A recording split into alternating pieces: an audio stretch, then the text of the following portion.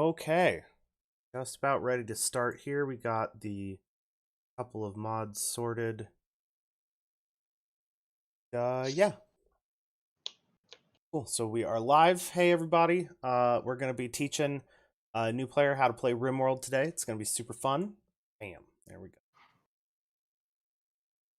So, obviously, you're gonna want to start with new colony. Well, can I introduce myself first? Sure, go for it. Hi, everybody. I'm John. I'm this guy's brother, and Hey. I've never played RimWorld before. I've seen a little bit, so I know their spreadsheets, and it could be crazy from the stories you've told. That I've never actually played it. All right, so going to New Colony. Yes, unless you want to do the tutorial. It's up to you. Nah, you're the tutorial. Okay. We're gonna make it work. So this gives you different scenarios. You can set up your own custom scenarios and you can download some off the workshop. Um, quick explanation. Naked brutality at the bottom there is stupid fucking hard. You're one dude who's naked with absolutely nothing at the start. Very difficult, unreasonably difficult in some cases. And then your other options, Crash Landed is the base simple one. It's the one we'll be doing today. Lost Tribe, you have more people but start more primitive. And then Rich Explorer, you have less people but start more advanced. Simplest way to explain it. Your tribe was destroyed by the great blood machine sent by the gods. That's kind of cool. Dun dun dun. So yeah, we'll go ahead and do Crash Landed. This is that is the original base design for Rimworld, essentially. Okay. Oh, I start with gun turrets, but I'm just by myself. All right. Crash landed. We get 3 people. Yeah, and you've got, some basic guns, some basic resources. Some of the stuff you can see is scattered on the map, like it kind of fell out of the ship. Steel, peg survival meal. So I have wood, steel, a random pet. Oh, okay. So steel flak helmet, flak vest, flak pants, steel knife, revolver, bolt action rifle, component, medicine. I like how we crash landed from a ship, but for some reason we had bolt action rifles on our ship. Well, different tiers of advancement. I guess. Well, the whole point is you awake from crypto sleep sarcophagi, so you don't know when you were shot into space, kind of thing. Like you'll see, there's biological and chronological age for each of the pawns. So you can have like a 32-year-old who's actually been around for over 1,000 years. They've just been in cryo sleep. Oh, jeez. um, Okay. but yeah, So then I so hit next. yes, you want to hit next. And then Oh, this is your AI storyteller. So Cassandra Classic is, again, kind of the default way the game will be played. I would recommend we do her today. The next one is Phoebe Chillax. As it says there, she gives you time between disasters to build your colony, but I'll explain the catch to that. And then you have the last one, Randy Rand, which this basically moves all the sliders to NA, and he just randomly generates everything for you. So this can be really fucking impossible or stupid, dumb, easy. It's typically a nice mix of somewhere in between. Um, Pretty good. So the way these actually work and function is for Cassandra Classic, you have a relatively linear difficulty curve based on wealth of the colony, which we'll get into exactly what that means later. But basically, the better you're doing, the more you have stockpiled, the more expensive things your team is equipped with, the tougher she will get. She'll throw bigger raids, harder challenges at you. Phoebe Chillax is the same way, but it's the curve ends up looking a bit more like steps because she gives you so much time in between events. So you naturally develop more wealth as a colony in that longer period of downtime where you're not interrupted. So then, when it's a month in between events, it's a huge jump in difficulty spike. So you need to be able to predict more so kind of the challenge that's going to be thrown at you with. And then Randy is literally just whatever he feels like. Um, and then you have your difficulties: peaceful, builder, medium, rough, savage. There is an additional difficulty you can see at the bottom brown box called merciless mode. This this literally breaks the game. Unless you are playing modded, this essentially makes it almost impossible to win merciless mode. Hmm. Um, just bear that in mind. You can change it while you're in the game as well. I would recommend either starting on builder today so we have enough time to explain and explore things, or medium. Either way should be fine with Cassandra. She's pretty reasonable. I think he's got the balance Experienced tuning well. strategy game players on their first game of Rimworld, Kyle or wants to know still if you're going to Rimworld start players. your own organ harvesting business. Not for my first one. Right now, I'm literally just gonna like see how long I can keep my guys alive for, and I'll call that a victory if they last a day. So, like Minecraft, you have to survive the first night. Let's see. Who are new to this kind of game and players who want to build a perfect colony. This sounds exactly like me. All right, we're going with builder. Yeah, definitely more of a base builder approach. So different things that the difficulties do is basically it's kind of like a war game, like a Total War tabletop game, where each of the raids and events has a point value based on your wealth. So the lower you go from medium, they get like a point cap drop. So they can only ever send so much at you, basically. Um, and then above that, they're afforded extra points to send at you in raids and events and stuff. And then you have to select either reload anytime mode or commitment mode. So commitment mode is it's Iron Man. Game only saves when you close the game, uh, and that's the only way to save it. So if something happens, it happens. Reload anytime mode, you can save whenever you want and load whenever you want. I almost always play reload anytime, but I'm also playing with shit tons of mods. Um, Yeah. I also find that the game can sometimes just be bullshit sometimes. So, like, if I really don't feel like starting from the beginning and my colony gets wiped out by an event that I could have played better, I'll reload that because I don't feel like starting all the way from stuff like that. Um, but yeah, and then yeah, if you add more mods, never play commitment mode because mods will break shit and you need to be able to reload and troubleshoot.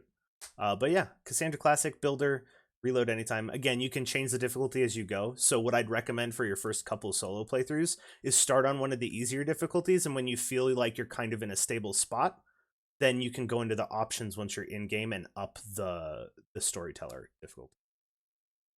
All right. But go ahead and hit next.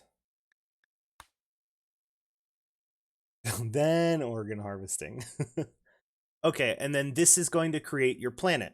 Um, Seed, you can put literally anything in there. If I'm watching a YouTube video, I usually just put the name of whoever I'm watching.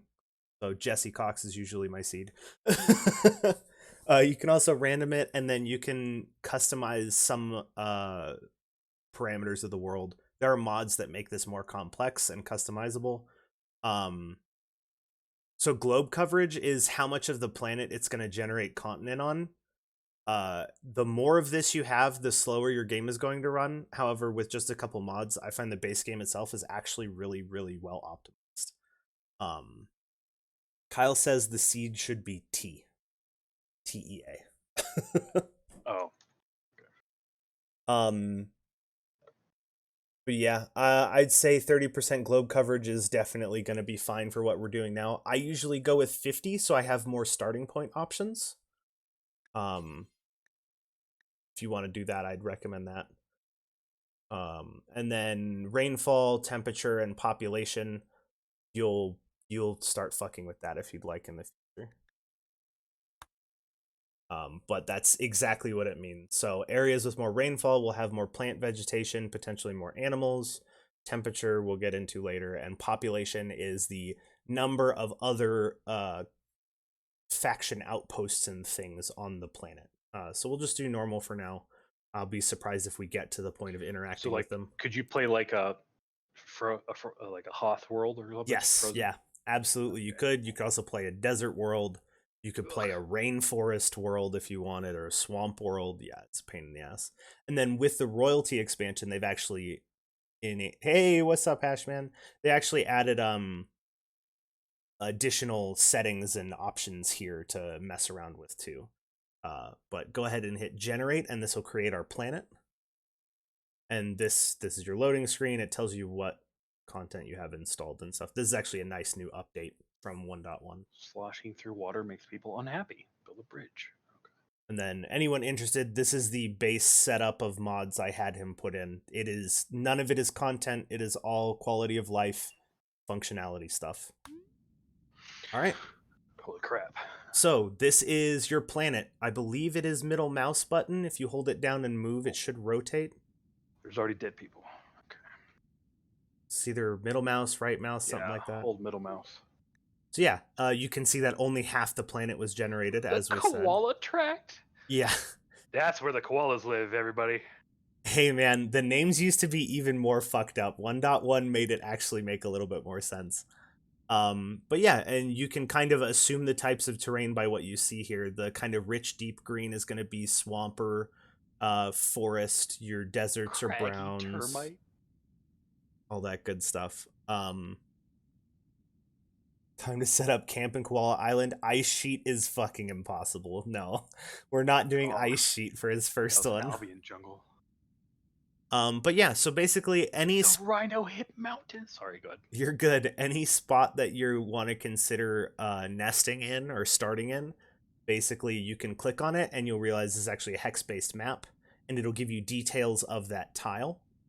The symbols that you're seeing here are the other colony outposts. So houses are moderately developed, kind of like, you know, current tech-ish, maybe a little bit advanced. Skulls are pirates. Kind of the mountain looking tent triangles are aggressive savage tribes. Green teepees are peaceful tribes, and yellow tents are just kind of like neutral tribes. If you want more details on each of these factions, you can click the factions button at the bottom. So you can see the purple houses are the Lenny Coalition. They're currently neutral with you. Blue houses, they start hostile. They're outlanders. Again, oh, I guess. Oh, okay. Gentle tribe. So the yellow is Fierce gentle, tribe. the green is fierce. My bad. The Braga Union. Yeah, Savage and tribe. basically the savage tribes and the pirate bands, you can never get them friendly with you. They will always be permanently hostile. But the other tribes you can manipulate the relationship with, and we'll talk about that when it's relevant. But so don't situate too close to a lot of these because they will always be aggro. yeah, and your proximity to different kinds of colonies, and this will be particularly relevant with mods. The closer you are to a certain faction, the more likely they will be the ones either visiting or raiding you. And I mean, this planet does have an cockroach scrubland though. This planet does have an equator, and temperatures as well as temperatures around the year do function the same as Earth. So like if you're south of the equator, fall and winter are going to have higher temperatures than spring and summer. Okay. So I want to be next to purple and yellow primarily, maybe green for later. Yeah, I usually try to find somewhere that's decently close to a chunk of people, but like in my own space. The Over here. If you zoom in on the Raven Leg Mountains there, so you see how there's some like light blocks and some dark blocks. So those are representations of how hilly or mountainous a region is. So these dark ones are like impassable mountains, whereas the light ones are large. Yes, like yeah, you can see terrain impassable versus terrain mountainous on the left side there. Fox Lake Peninsula, Free Lake Sea. Okay. Dude, I kind of want to start here because there's like nobody here. That's fine. And then you can actually see there's roads on the map of varying qualities as well as These rivers. Are roads. The blue ones are rivers. That's a road, exactly. Roads. Is there benefit being near a river? Yes, so you can use water mills as power. So that's pretty good. Also, rivers are good natural defenses, depending on how you utilize them. Roads are beneficial to be near. You can be on them, but honestly, as long as you're within a couple tiles of a road, you'll be able to use it. When you do overland travel caravans, they greatly speed up the movement of your caravan if you travel by road. Okay. So you can see this kind of dark brown you've selected on the left side is an arid shrubland. It gives you a description. And then there's no mountains or hills here, so it's going to be relatively flat. It is at the very end of the river, so you'll end up with a creek on the map. It tells you the kind of stone, which right now is way too in the weeds. Your average temperature. Oh, shit. We'll have to change that when we get in. But your average temperatures defaults to Celsius. So this one's actually pretty decent. It's going to be a little warm most of the time, basically. The most important stat on this list, though, two stats, is your growing period and your average disease frequency. So if you see a growing period of year, the I believe you mean Kelvin's the true temperature, Kyle. Um, if you see a growing period of year-round, chances are that is going to be a permanent summer tile. So you will never have to deal with changing seasons, which Stone Road. is typically considered easier. Ancient Asshole Road. Yeah. Okay. This is a nice patch of, I think that's probably like temperate forest in the middle And then there. is this like dirt road? Yeah. So there's different even roads. Okay. Found it. Yeah. All right. Donkey Mountains. We're gonna be in the Donkey Mountains somewhere. There's. Okay, I think what there's road there. Although we've got bad people on both three sides. Maybe not. Honestly, that Hualia forest over here might be a Yes. good shout. We Yeah, get a because road and waters. That'd and be great. if you Ooh, want, and you there's could even hill get here. some hills too. Yeah, if you Because I'm parked, assuming you need hills for mining. you don't need them. You can certainly play just fine on a flat map. But I usually prefer small hills if I can find one. Um, that would work too. Okay. You can move to other tiles, do something, and come back as well. So So a lot of forgeability year round. A little on the cool side, but there is a creek. Sandstone and limestone. There's a higher disease frequency though. What if I go just to the left? Basically the same, just more movement difficulty. yeah. So there's a couple things that impact disease frequency. Around 1.0 is your standard. So deserts and arid shrublands typically have lower, simply because there's just less life there, whereas rainforests and swamps obviously have like. There's also a really cool biome called boreal forest, which is in kind of like the northern reaches, where snow is a big issue. But it's actually a really pretty biome. It's challenging though. I honestly, if you're looking for a simple, straightforward learning playthrough, temperate forest is going to be your best option, which is the spot we were looking. Okay. Yeah, that's honestly a pretty good Slate, starting spot. granite, and sandstone. Yeah, there'll be higher disease, but I guess I really don't know what is high and low. Like, is 1.2 high, low, No, average? 1.2 is pretty much the baseline, the average. Okay. Kyle, bad people? You mean walking organ sacks? um, mountainous areas used to be really, really good to start in like the 0.7, 0.8 beta patch, and then they added bug infestations, and now you'll do great until you get one, and then you're fucked. Wow. Yeah, you can see that rainforest had 1.7, whereas the arid shrubland has 0.9. So 1.2 is your nice baseline kind of. This one has caves, but no water. Caves tend to naturally start with insects in them, which can be very difficult. As an additional challenge.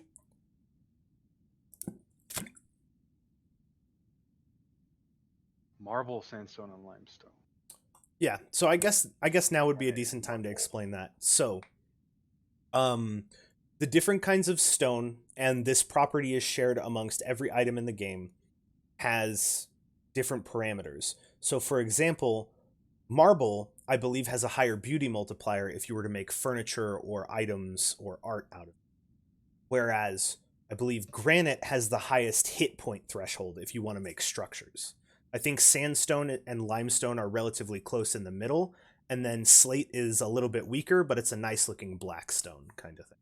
So that's kind of the difference. Ultimately, it doesn't make that serious or it's not that significant. That's again super in the weeds kind of thing. Oh, And we're near the road, like you said, and honestly,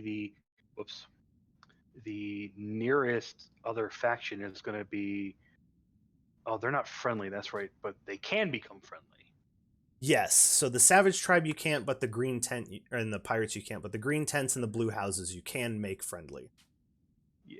So yeah, I really don't have any neutral guys near me out here, but That'll be the fine. nearest harmful guys are way far away, so I'll have time. And I can also make 4 of these friendly. So Yeah, and if you're doing overland movement, you can move through, by, and past hostile encampments. As long as you're not stopping to interact with them, you'll be fine.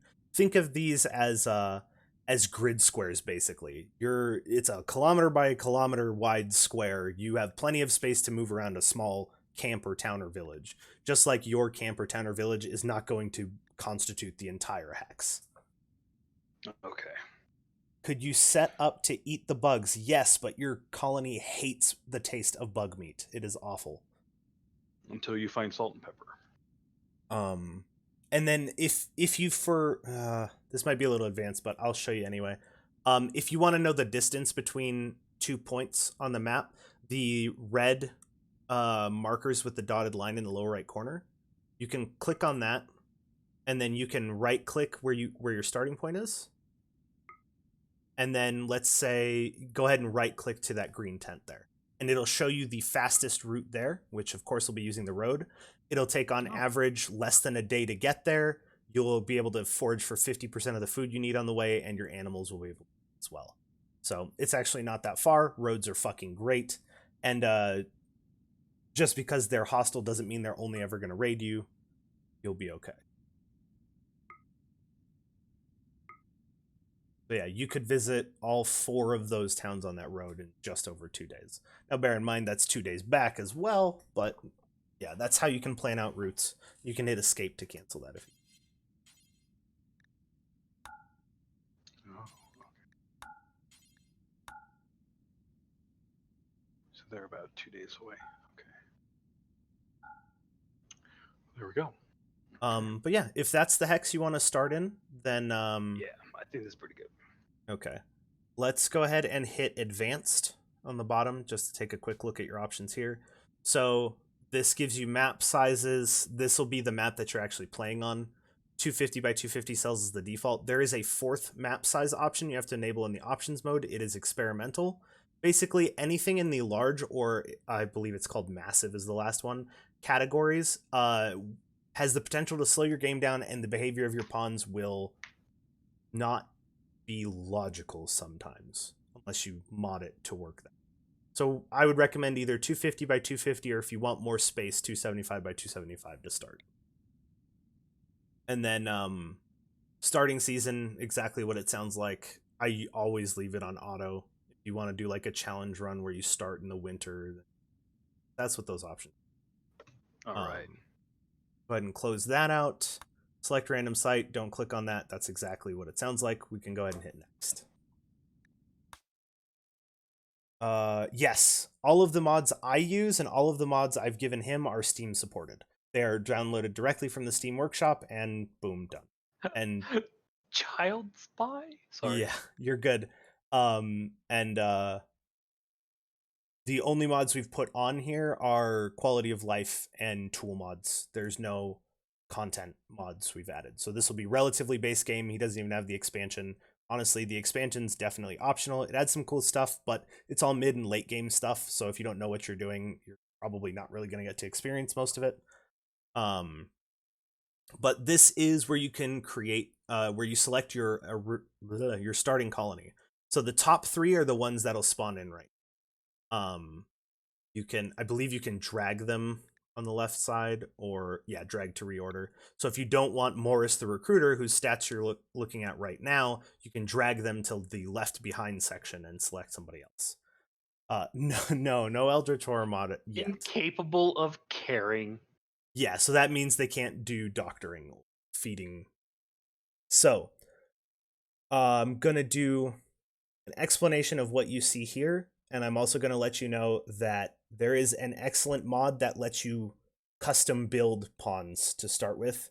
So once you get the handle of it and you get tired of pressing the randomize button to get something actually functional as a person, then you can go get that mod eventually. But the way this breaks down is you have childhood stories, and if they're old enough, adulthood stories, which have effects on stats and capabilities. You also have traits, which all do different things. Honestly, this person's got pretty good traits. Slothful's kind of eh. It's definitely a negative trait, but it's not the worst. They're just slow at stuff. Psychopath means they won't care about most stuff that people would care about, and undergrounder means they can live in a fucking cave if they want, and they won't ever get upset. There's a lot of different traits. Always go ahead and look at them, make sure you know what they do. I will let you know now. Pyromaniac and chemical interest or fascination are instant rerolls. They fucking suck. um, but and then you've got your stats here. Passion burning. Yeah, so basically a two fire or a burning passion means they will learn that skill way quicker than any average person because they actually like it. Oh, burning passion. I thought they like burning plants. I Oh read that wrong. no. No, it's a burning passion. So it means two things. One, they'll get better at it way faster than a normal person, and two, their recreation will go up. They see it as something enjoyable to do. So getting people to do what they're passionate about is a good idea. This game. So I like how she's a Excuse me. psychopath, doesn't like being social, but she has a burning passion for social. Yeah. The worst Oh, part manipulating. There it is. the worst part is when someone has a childhood that prevents them from doctoring, but their adulthood says they're a glitter world doctor. So they have like an 11 in medical and they can't do medical. It's super fucking annoying. But the stats are relatively self-explanatory. Again, shooting is any kind of ranged attack, including throwing grenades short of mortars. Mortars do not go off shooting stat. Melee is exactly what it sounds like, any kind of melee combat. You'll notice that a regular passion gives them 100% learning speed. No passion means they learn at 35%. Oof. So if they're doing something that they're not passionate about in any way, they will go up very slowly. So this person, with a 3-person start, you need someone who's okay at cooking. You need someone who's okay at plants. You need someone who's okay at construction. Those 3 are the needs. Ideally, you get someone with half decent intellectual and a couple people with okay shooting. Beyond that, everything else is gravy. Yeah. Phil was raised in an illegal underground organ farm. There you go, Kyle. Her body was used to grow organic implants for wounded mercenaries. So +5 to medical. And she doesn't have an interest in medical. Yeah, if you don't like the stats of some of these, you can click the randomize button. Oh, and then Incapable of violent or intellectual. yeah, so she can't do researching, she can't do crafting of any kind, and they won't fight. So this person would be in the fields and a doctor, based on the stats I'm seeing. Maybe Cannibal. some mining. So for cannibals, it's recommended you either go all in or not at all, because if you have 2 people that are cannibals and you want to butcher some people to feed them people meat, butchering a humanoid is going to upset everybody else in the colony. It's the problem. So unless you're prepared to deal with a mood penalty across the colony to feed human meat to cannibals, then it's kind of a dead trait. This part. It's fun to do an all cannibal colony though. That's great. I did that once. That was honestly one of my better runs. Oh, yes, the pyromaniac policewoman who likes cooking. To answer your question, Matt, there is in the base game there is no children being born. There's no like education system. There's a mod that adds that and found like a nice balanced way to have them age appropriately so they're usable. Even though it doesn't make any sense. Basically, you're giving birth to like a 14-year-old, and over the span of a year or 2 in game, they're then functional colonists. Anyway, the one thing that does do though is if you have a setup where no one would be sexually interested in the other, such as like all, like 1 gay dude and 2 straight ladies or something like that, then they won't form a relationship, which all that means is they won't sleep together, so you need to make extra rooms, and they won't get random mood bonuses by quote got some lovin' end quote mood buffs. So it's not really something you need to play around. It's nice if it happens, but you can never guarantee colonists being interested in each other. I kind of like this guy. except for his cataracts.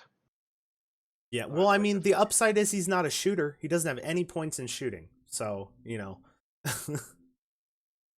what the fuck? He With even had bad a ship brigands, of he his called Fran own called the the Dung Dung Mucker Mucker. 2000 because he was a stable boy. Ah. So yeah, with this as well, so you notice there can be health conditions. There's also the relations section. So some of these people start with relationships, others have hidden relationships on the Rimworld. So like you can be raided by somebody's brother, and that has mood effects if you kill them or capture them. And then if you can convert them, then it'll have positive effects, stuff like that. Oh, this is a perfect example. She's biologically 32 years old, but she's been around for over 1,000 years. That's what that parentheses means. Wow. So wealthy student. So she won't clean and handling. I'm assuming is with animals. Yes, handling means animals. So that's like shearing any sheep you get, milking Construction, cows, crafting, intellectual.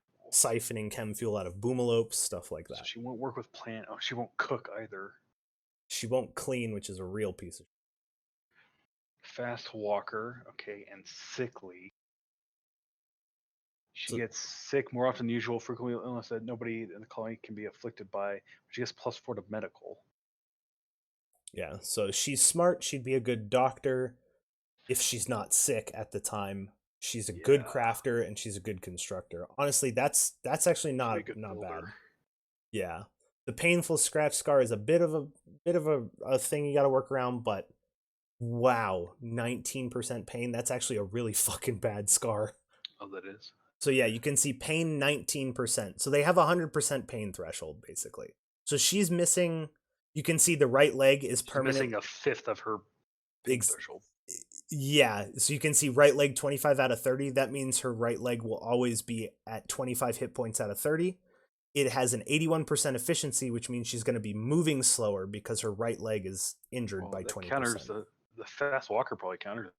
Yeah, so she'll move probably at normal speed, maybe a little over normal, because basically the status of the right leg has a 50% effect on move speed, and the status of the left leg has the other half. So she might move a little faster than normal because of her trait. Industrial orphan. Oh, bad intellectual mining and crafting though. Capable of nothing. Chemical interest. Yes, so chemical interest and chemical fascination are really. I mean, I say they're bad as long as you pay attention and you're on top of it, they're totally manageable. Basically what those things do is if you have drugs lying around, sometimes they will just do them regardless of whatever drug policy you set for your plans. They will just be like, I'm Wow. gonna fucking smoke this crack kind of thing. I love uh this. The child spy. yeah. So this one's only 18 years old biologically, so they don't have an adulthood. They will never get Oh yeah, they don't really have passions. uh Masochist. how are they older than their age? Crypto sleep, Matt. This is officially a sci-fi game. So yeah, masochist is actually relatively useful. Basically, they won't be as likely to break if they're severely injured because they're enjoying them. Oh wait, so the father is a brigand and the son is a sheriff, and then she is the daughter of a brigand and brother to the sheriff. That's funny. A brigand, a sheriff, and a child spy. All right then, Valerie. Man, he's got nothing. It is basically cryo sleep, Matt, but it's called crypto sleep in the. They're called Hauling crypto disabled, sleep cleaning disabled, sarcophagus. hauling urgently disabled. Yeah, Because so he was that a minor noble yeah. herbalist. Dumb And labor. that's actually in relation to the royalty expansion that came out. If they actually patched it because it made things too difficult, but your colonists can get noble titles from a medieval faction on the planet, and depending on their title, it will disable work types because they're now nobles. That's beneath them. Okay. I don't know the specifics, Kyle.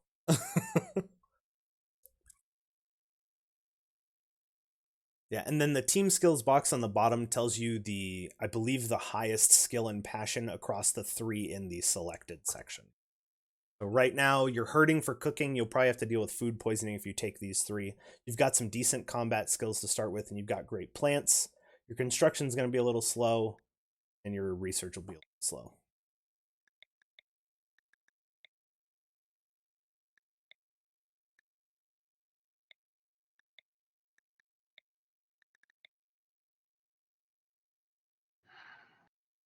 And if there's one that you really don't like, you can always just select them and randomize for a while to see if you can get another competitive option. Yeah, I may try that.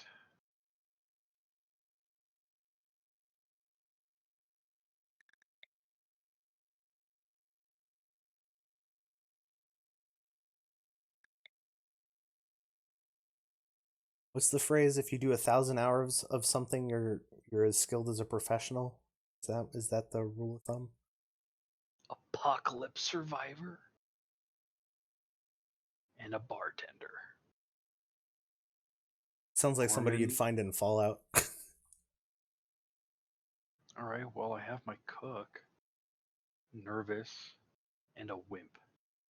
Wimp is, Pain shock. if he gets injured in combat, he's just immediately gonna go. So just bear that in mind. So that's what pain shock threshold is. Basically, the higher the threshold, the more damage they can take before they get incapacitated. Okay. Holy crap. Jesus. What is this? They're really good at shooting, though. They like to shoot people. Shooting, Chemical interest, hard worker, crafting, depressive, social, and intellectual. dumb labor, can't haul or clean. Hell no. Ooh, look at this guy. So, intellectual and cooking are passions. Melee's not too bad. Musical kid, recruiter, capable of caring. So he can't be a doctor. That's fine. He's Abrasive. he's got 7 social, but he's abrasive. Interesting. Nimble. Okay. Let's take this guy. Okay, yeah, he'll need a little bit of work, but the intellectual will go up quick if you put him as your researcher. Intellectual go up quick, and so will cooking. So Yeah. he'll be bad in the beginning, but he'll be quick. Yeah, so basically the way these stats play out, if it has to do with making something, is it affects what's being made. And for food, that means it affects the chance of food poisoning from someone eating. The more complex the meal, the higher the base chance multiplied by the lack of skill, basically. So it might be a little tough, but as long as you stick to simple meals till he's a bit better. Okay. So I have my future cook and possibly even intellectual. I don't know what artistic does. That's for making sculptures and Crafting. things. Okay. Yeah. And he's pretty good at melee, so Yeah, not bad. a melee chef. He definitely gets a knife for a weapon. All right. Sickly child and then house servant. So sanguine is one of the best traits you can get. It is just a flat 12 mood boost 100% of the time. Bloodlust is also a good trait. This guy's stats just fucking suck. He's a good doctor and a good cook, and that's all he's got going for him. Yeah. For reference, the maximum for a stat is 20. Her name was Fugly. Oh yeah, her nickname. Asthma and a bite scar. Jeez, no Won't stats fight. and a Won't. chemical Wow, fascination. this person won't do shit. Yeah, nah. So he's got a scratch scar. Look at that medical. Medical's Not too decent. bad with Plants is real good. Oh nope, chemical fascination. I mean, misogynist. um, He won't craft at all. yeah. So if you hover over like the 10 on plants, you'll see it said it basically gave you a comparison. Skilled professional, yeah. So 10 out of 20 is considered a skilled professional. For reference. Oh god, if you didn't have this. Yeah. Creepy breathing. Ex-lover Hates Rosa. Now this dude's a fighter, and he's a decent constructor too. His left leg is really fucked up. But it's not causing him pain, you'll notice. There's no pain percentage on it. So he doesn't have a penalty to his pain threshold from it, at the very least. This guy would definitely be a hunter, constructor, maybe backup crafter. So he's incapable of cooking, that's fine. Creepy breathing. Heavy breathing and sweats constantly. Trigger happy. Exploder. He shoots faster than others, but less accurately. Okay. Hard worker. That's good. So Use soldier and space marine. So global work speed is exactly what it sounds like. Any kind of work he is doing at a workbench or constructing or literally anything, he will do faster if he has positive global work speed. I'm worried about the scar, but can that be healed in time? No, you would have to chop his leg off and install either a new one or a bionic or peg leg. All right, he's gonna bionic leg sometime in the future. I like this guy. Okay. So he's gonna be the fighter, and he can do some construction and a little bit with animals. That's not bad. And then this guy is going to be our cook and future researcher, and he can hold his own in a fight too. That's not bad. Yeah, and he can do art he's even got nimble. Yeah, that's actually really good. He can do art as needed, and he's got decent socials. 7 is an okay starting social. Okay. Oh, they're the ex-lovers. All right, well, we definitely gotta get rid of that then. Oh, no. Body wake-up addiction, wake-up tolerance? Do not take somebody that starts out with a fucking drug addiction. Musical kid, medieval minstrel. Their stats are pretty ass anyway. Yeah. Oh, Virgil Vasquez. Cult child. Optimist. So permanent mood effect. And transhumanist. He's limited in his feeble human body. He often dreams of being enhanced by artificial body parts. Yes. So dude, look at the plants too.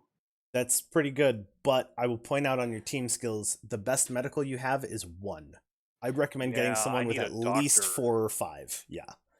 If I can get a doctor and a plants guy, that'd be great. Plus, what does this do? Oh, that's just a shoulder. Does have pain though. Do I already have one with high plant? And no, they're crap. They're crap. Nope. Nope. And nope. Okay, so yeah, I gotta. So I need Planton. What is this guy? A pyromaniac. Pyromaniac. He likes shooting, and that's it. Rehabilitated drug addicts need a chance too. They weren't rehabilitated, Josh. They were actively a drug addict. Now that's a nice spread of traits. Capable of everything. Plants and medical. It's a child, medieval slave, physically deaf. That says psychically deaf, yeah. So basically, positive and negative psychic events won't affect them. It's not necessarily a bad thing. Oh. Medical, but no plants. Medical, and he can't do plant. Ah, damn it. So close. Medical. Super immune. Sanders really dislikes and distressed men. Garbage. Artery blockage. She's probably dead. Incapable of skilled labor. They're also a nudist. And a nudist? Oh, hold up. Okay. Plants good. Medical and plants. Nice. Bad back. So they will, they'll move 30% slower and they'll do manipulation jobs 10% slower. It's kind of bad. What's a manipulation job? So manipulation is anything to do with using the hands. So it's essentially like global work speed. So like putting clothes on and off is manipulation, making anything is manipulation. So he's an undergrounder though, which is great. Neurotic. So his global work speed is up. It balances his bad back. That's good. Yeah. But he's also cannibal. And neurotic will also cause him to have mental breaks sooner than other people. That's what the mental break threshold adjustment means. That's okay. He's older. That's fine. He's actually got a great stat spread, though. Because you didn't have anyone that could really help you out with mining if needed. He's got really good social. His medical's at least enough to get started. Weird. It's not updating the cooking part for this guy. So it's whoever has the highest stat. So he's got 1 in cooking, but a double passion, whereas the other guy has 3 and no passion. So what you might want to do is have, we'll get into it later, but you might want to have Merv butcher animals, but Shun actually do the cooking until Merv gets a little bit better at cooking by butchering. All right. Animals. I like this team. So now I need to name them. And based off of their skills and everything, I know exactly what to do. All right. So this guy, cook, artist, intellectual. So we're going to. Okay. This is like their nickname? Yeah, Short so identifier? that'll be what you actually see as the middle. So this is Lieutenant Spork. This is Captain Crick. This will be Dr. Boons. All right. Okay. Please tell me you know those references, right? Yes. Okay, perfect. So right now they'll show up as lieutenant, captain, and doctor unless you change that Okay. middle box. So let's do perfect Captain Crick, Lieutenant Spork, and Dr. Boons. There you go. And once you're ready, you can hit start. It's perfect. Boons is the oldest one. There we go. All right, start. There's the list of mods again, for anyone curious. God damn it, Crick. I'm a doctor, not a rocket scientist. Alright, so the one, or the couple keys on the keyboard you'll actually care about are spacebar is pause and play, and WASDA, you can move the map. Go ahead and close that, it's just talking about mod updates. Okay. Waking your cryo-sleep sarcophagi in the sound of sirens and ripping metal. You barely get to escape pods before the ship is torn apart. Sometime later, you land on this unknown Rimworld. Pieces of the shredded Enterprise fall around you. You start making plans to survive. Okay, and go ahead and pause. Perfect. All right, so this is the actual game here. One thing before I start explaining anything, go ahead and click the icon in the absolute lower right corner, the menu one, the 3 lines and 3 dots. Go to options and change temperature mode to either Fahrenheit or if you want Kelvins. Temperature mode. Bottom or center column close to the bottom. There. I could do Kelvin. Yep. Well, I'll do Fahrenheit. I have a better frame reference for that. Okay, and then you can close this out. But that's all your options and stuff. Anyway, so this is where the main game is going to occur. The 7th of September.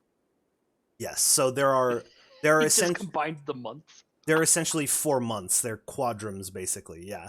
So this is a permanent summer map. So you'll see lower fluctuation in temperature. You'll never get snow, and you'll never get like just naturally scorching heat. It'll have to be a heat wave. I love Juggust. Juggust. That's my favorite month. Juggust. So yeah, the bottom right corner is kind of where all of your admin command stuff is going to be. So you can see temperature. The readout. Oh, you did get a cat. The readout that you see there is based on where your cursor happens to be. So Snuffle. So once you have rooms and stuff, you'll be able to check stats of rooms, but we'll get to that later. Underneath where it says permanent summer, that is your speed controls. We're currently paused. You can click those if you'd like. I believe 1, 2, and 3 correspond to 1x, 2x, and 3x speed. And then we'll get to those icons below that later. So what you want to do when you first start a game, usually what I do is I'll zoom out and take a look at the map and see what's around. So you've got some ruins there. Got some mountains, some more ruins. You got some turkeys. Gazelle turkeys. There's some ruins here. Yeah, some pillars and stuff. Got some decent components and steel in the mountains. There's a raccoon. Lots of chunks and stuff. What's this? That is heel root. That is going to be very important. right, boons. I'll have to go pick that up. Oh, hey, there's some runes over here too. That's cool. Yeah, Is that it's a got a table? table as well. That's actually nice. Steel table. Sweet. Yeah, so basically you're looking around the map. So for reference, raids and stuff, if they're not coming in by drop pod, will come in from an edge of a map. So there's a benefit to parking relatively center of the map, but you can also kind of find somewhere that might have something you're interested in being near. Like, that piece of art there or the table down there, or you can go uninstall that and reinstall it when you're ready for it too. That weird thing next to the Ibex Ram to your lower left, the green ship chunk there, Green ship chunk. up and to the right. I can't see your cursor, so down a little bit. It's where the Rams are, near the mountain to your left. Rams. Yep, right there. Up a little bit. Bam, center of your screen. That green chunky thing. Oh, this. Yes. Oh, that's a ship chunk. Those are ship chunks. If you disassemble those, you'll get some steel and components. Components are an extremely important part of any electronic. They're difficult to come by early game. So those are usually good ideas to deconstruct, but that is definitely not high priority. There's guinea pigs. If you go that hole in the ground, toward the center of your bottom left of your screen, that is a steam geyser. So these are your source of the most reliable and best source of energy in the game. You can build basically a geothermal generator on top of these. So I would say park relatively close to one of those on the map. They're usually kind of spread out. Like there's one by the mountains up there. Where's the stream? I was looking for it. I'm like, no, I was supposed to be near. Yeah. So based on where you guys currently located, on the southern end of the river, near where you're currently at, left side of the left mountain there's a small geyser there. That might be decent area to set up. That way you're close to some early to mid game power. And you're still central on the map kind of thing. More healing herbs. There's a lot of healing herbs. Yeah, and then in these mountains, those weird brown blocks, those are compacted machinery. Mining those will give you components. So those are good to know where they're at. And then there's also steel, which is that kind of silvery gray stuff. That's more components, yeah. A boom rat? So anything with boom in the name will explode on death. Do not attack it with melee if you can help it. Can I tame it and then send it in as a kamikaze? Absolutely. Cool. The ship chunk. So yeah, find somewhere you think you'd be relatively happy with. Honestly, the huge opening in between the northern and mountain and the river that you're kind of looking at in the center of your screen right now, that's like a nice big open space. That could work too. Just somewhere you think it would be decent to start. This map is pretty generous. Okay.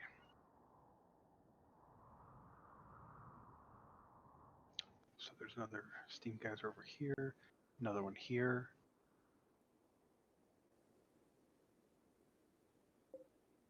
Limestone wall. Okay. Okay. So I kind of want to stay near this stuff. What is this? This is compacted steel. So there's some good stuff in this slate. Yeah, and you've also got the thickest chunk of river here, so that'll be most efficient for your water mill generator too. This is a good kind of general starting spot. Then yeah, in that case, just where was that steel table? I can always go grab this later because that is near the edge of a map. Yeah. So yeah, I think around here would be good. Either here to the steam vent, or I could even like start here for defense, and I could build a tunnel to create the generator here. Yeah, no, absolutely. So this will be kind of our starting area. So before you unpause the game, I usually set up a few things first. First and foremost, we'll go to your dudes. You can see all of their equipment and items dropped with them. All of it has red X's, which means it's currently forbidden. They won't pick it up or use it or anything. So what you want to do is you want to figure out who you're giving the knife, who you're giving the revolver, and who you're giving the bolt-action rifle. All right. Well, I want to give the revolver to the cat. Unfortunately, that's not possible without genetic rim. Okay. One day. All right. So I forget. So if you select bio, yeah, so bio will have his stats.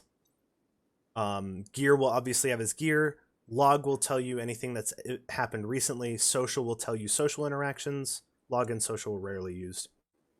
Honestly, the most commonly used ones are your bio to check your stats, needs to check their mood, which we can go over in a bit, and health to check their health. Okay, so this guy wants to be the shooter, so probably want him to get the rifle. Okay, so with him, Lieutenant's his melee, I'll probably give him the knife, and then I guess I'll just give Dr. Boone's the pistol.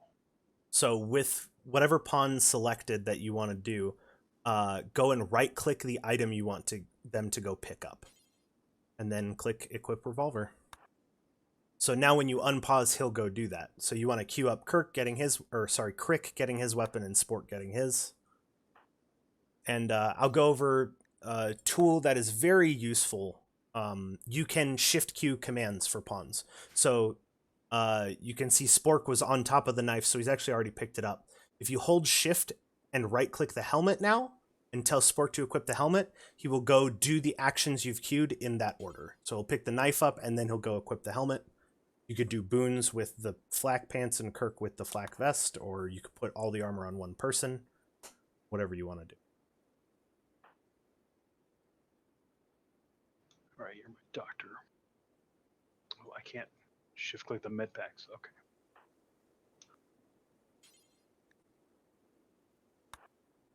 Yeah, and you can see the kind of faded white line. It's going to show the path he's going to take to complete the actions. So now, if you were to unpause the game briefly,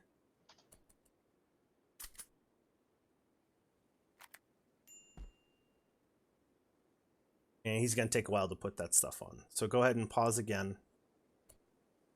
All right, next thing you're going to want to do is click the Architect button in the lower left corner. So this is where you go to build anything or issue orders, like chopping trees and stuff like that. So go ahead and click on the orders, which is your first one. And you have some additional options from the allow tool mod here. So the base game options include most of this first stuff, everything from cancel to uninstall. Everything past that to the right and above, with the exception of strip, open plan, and remove plans, is the allow tool. So allow everything means everything on the map will lose the red X. It means everything is allowed for your pawns to use and access. I would do that now. That way, any of the steel that fell anywhere else on the map or any of the survival meals, it gets allowed, and eventually it'll get. Yeah, you can also use the allow tool to allow specific things as well. But yeah, so you've just allowed all of those items, so your team will pick those up on when you unpause. If they've finished all their queued up work, they will probably all immediately go eat a survival meal. The reason for this, go ahead and I believe you can hit either escape or right click to deselect the tool you've chosen. Go ahead and click on any of your pawns. Okay. And go to needs for Dr. Boone's here. So all colonists have the same list of needs. Some have additional needs. So the general mood you can see there, and you can see what numeric effects each event is having. So right now, all of your dudes have what's called crypto sleep sickness for a few hours. So they're sick. So they're getting a small mood penalty, and they're not feeling well. They might barf or something. His undergrounder trait, he's not underground, so he's a little upset right now. But you start the game with low expectations. This is based on colony wealth and initial optimism to help you get off the ground. Mole person. And then you can see food, rest, recreation, and then beauty and comfort. This is a little bit more complicated. Basically, I wanted to talk about food, rest, and recreation. So food is how badly they need to eat, rest is how badly they need to sleep, and recreation is how badly they need to do something besides working. That's where you can go monitor and see what's going on with them specifically. And then let's go into the health tab for Dr. Boone's. So you can see here he's got crypto sleep sickness and a bad back. If you want more information on them, you can either hover over it or press I, the little I. So you can see this is reducing his consciousness, manipulation, and movement pretty heavily. Okay. and then you can see the percentages of his different stats here. So this is really complex stuff. Basically, just know this is here, and as you play the game, you will understand what each of these things does. Right now, he's going to move really slow, he's going to do things really slowly, and he's going to eat really slowly. That's what those percentages show. Okay. But let's get to actually base building next. So let's go back into the architect. And first thing I usually do is I will set up where I want them to sleep. So go ahead and you can either do it with plans, or if you want to actually put the structure down, we're probably going to be starting by building with wood. You go to structure. It's on the left side under architect. Oh, here we go. So this is where you can build or remove bridges, build doors, walls, and columns. This is your starting stuff. So if you click on wall, for example, it will give you a contextual menu, and it will tell you all of the materials available on the map that you could build a wall out of. So you can make silver walls, steel walls, or wooden walls based on the materials on the map right now. I would do wooden walls. But you can't, I do see a lot of people do steel walls as well. So if you want to build in this mountain, you can, or you can build next to or just south of the mountain. But a good size for a room is an internal space of 5x5. It's a bit big, but it makes them happy. It has enough space for all of the furniture you'll end up putting into it. I will either do starting rooms of 4x4 to 6x6, depending on how I feel and how many colonists I'm starting with. Okay. And you just click and drag, and it will give you a straight line of wooden wall, and it will place a blueprint down.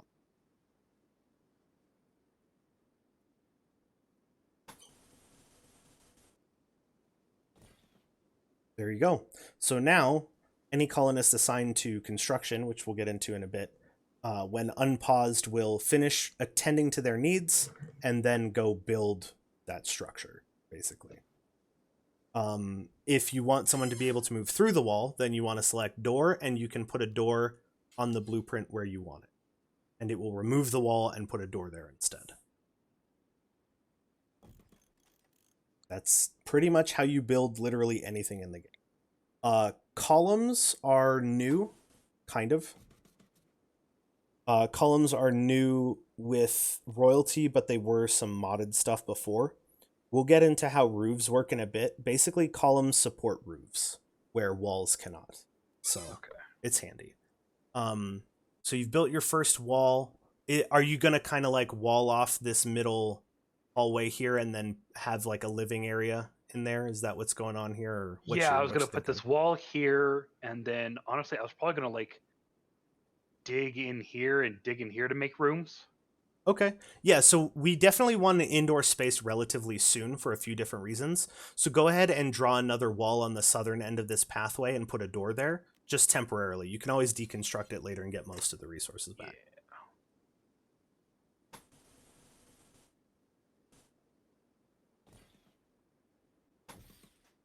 Here you go. Okay. So that will be built, and then the other thing we need to definitely get down, you probably won't get all of the rooms done on the first day, even if you were just building it straight out of wood, especially if you're going to do some mining. So go ahead and go to your furniture and your architect tabs on the left. And then instead of having to build a bedroll, which you don't have the resources for, or a bed, which can take a while, you can just immediately put down a sleeping spot. This is instantly built. It doesn't require work from a pawn. However, it's extremely uncomfortable. It's literally sleeping on the ground. This is useful for immediate medical triage in a bad scenario and a few other things, like you need to make an emergency prison or something. I will usually put however many colonists I have, I'll put that number of sleeping spots down in a relatively enclosed area. That way, if we run out of working time in the first day, they have somewhere safe to go lay down. So I'll just drop 3 sleeping spots down somewhere.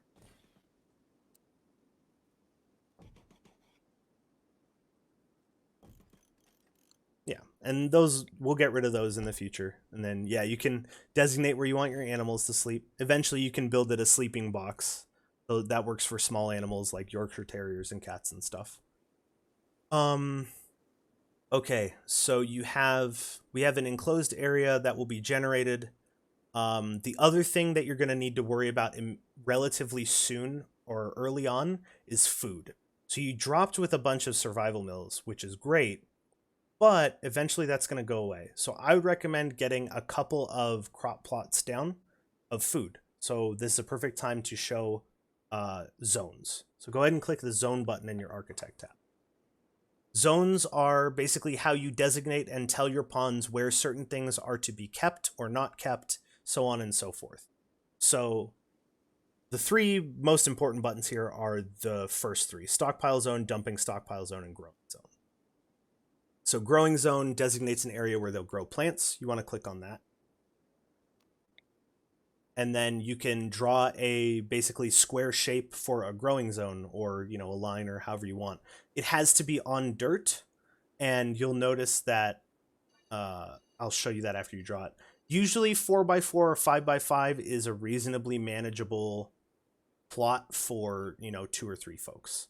So I would do like 3 crop plots of 4x4 or 5x5. We'll start there. So go ahead and drag out 2 other boxes of that. Oh, do more. Okay. Yeah. Oh.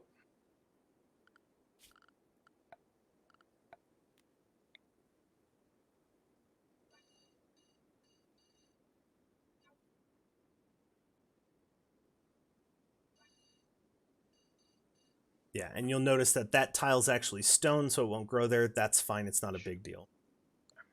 Okay, so go ahead and hit escape to close the menu, and I want to show you something really nuanced that I didn't know about for a while.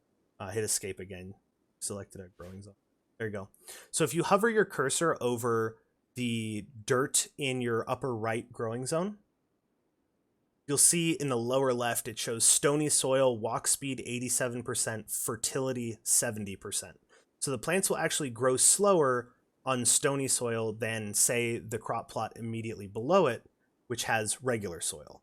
There's also rich soil in different places on the map, but that's generally kind of how that works out.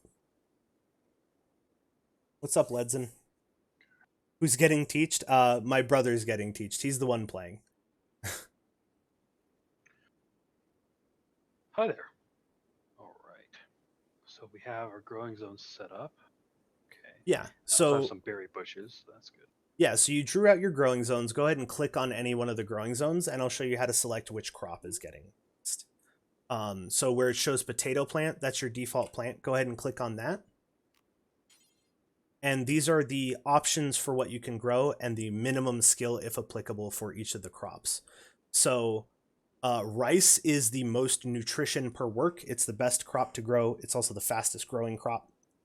I usually... Heel root eventually. Yeah, if you have a grower of 8 or more, I recommend putting down heel root. Hops are for booze, psychoid is for drugs, smoke leaf is for drugs. The flowers are just for beauty, and they're going to put workload on your grower, so we don't worry about those until you're in a position where you can. I'm assuming this could be used to actually make clothes and stuff. Yes, cotton will give you cloth. It's very useful once you get into textile production. You'll want to grow a lot of that. So your corn, rice, and potatoes can be eaten raw, but give a mood penalty. They can be cooked to not give that penalty. They also keep for a long time. They're grains and roots. I think they last like 40 days unrefrigerated, 30, 40 days, something like that. Nice. You can also grow strawberries if you have someone with enough skill. Those don't need to be cooked. They won't cause a mood penalty for eating them raw. They don't last anywhere near as long unrefrigerated. So I would get some rice growing, maybe some corn growing, and then either like cotton, if you can, heel root, or berries, strawberries or something.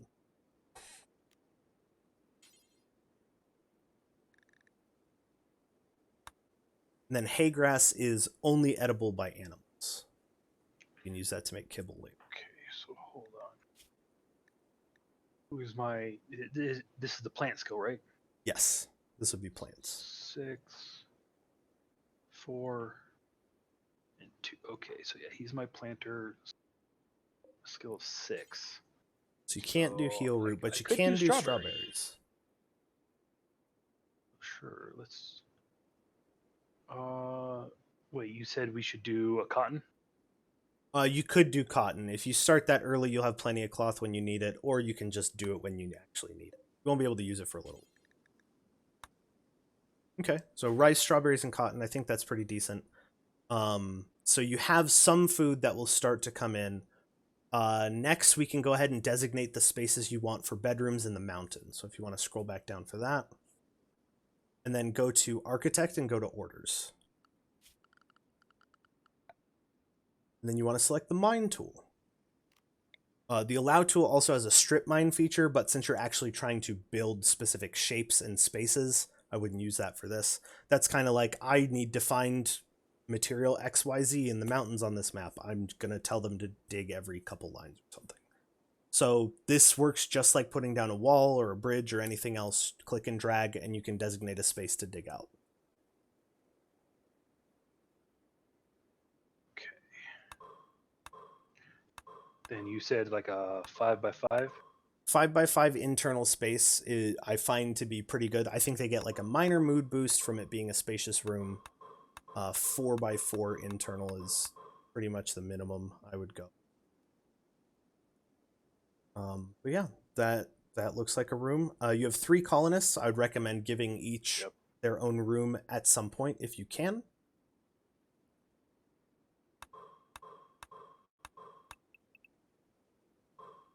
Whoops, that's not what I wanted. How do I unselect? That is your cancel tool. So that's the bottom one. Go.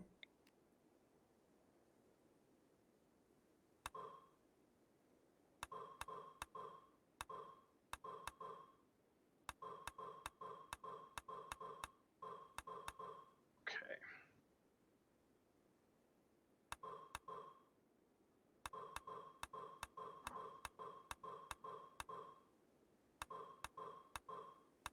So it should be 5x5.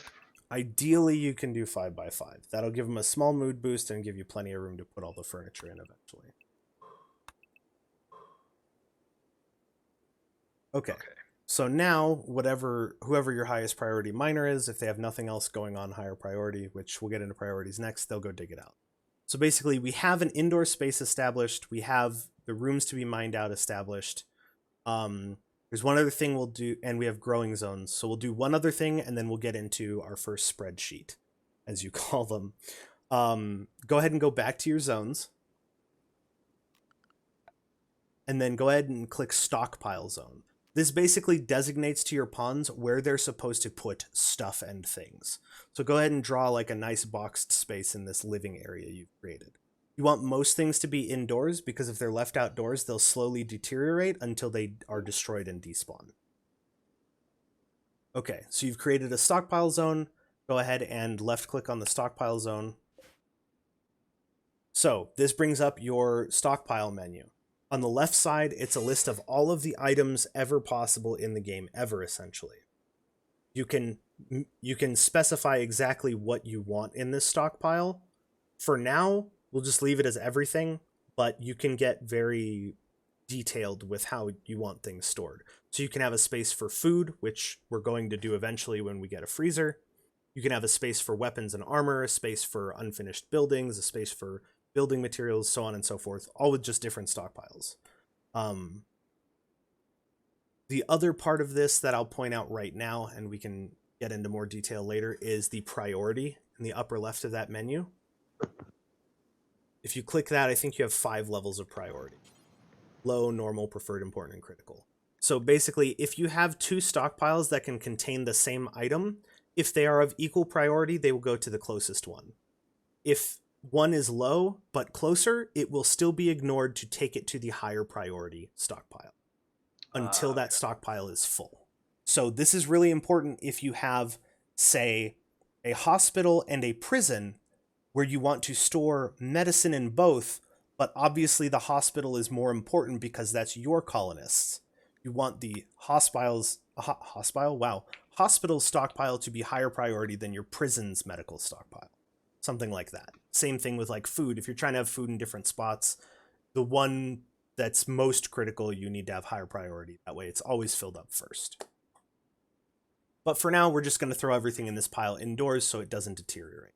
So you've got your stockpile done. You can shrink and expand it by selecting it. You can copy the settings, which is that left window we just described, and paste them to other stockpiles by using your copy and paste. You click this one, copy, click the other one, paste. This is how that would work. Cool. Okay, so we have at least the basics set up so you don't, totally lose it on the first day here.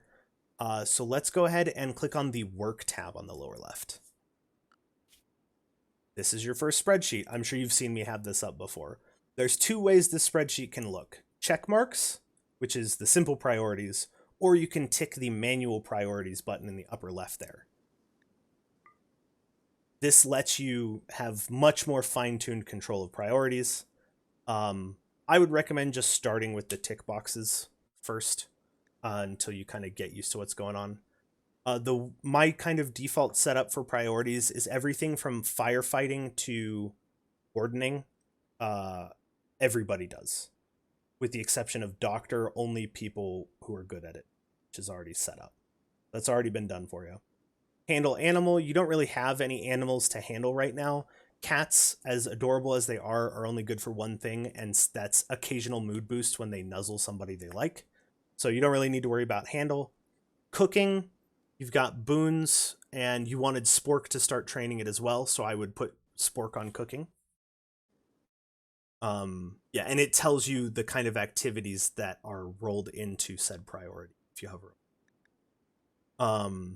For hunting, I think Crick, probably just have him as hunter if we even need to do it. Right now, Crick is the only one who will build. So if you want boons to help with that, you can check that. Honestly, I wouldn't, for a reason I'll explain in a moment. We'll leave boons on growing. Boons is also mining. But basically, this is what they're allowed and not allowed to do as far as activities go. The way this works is it will read from left to right.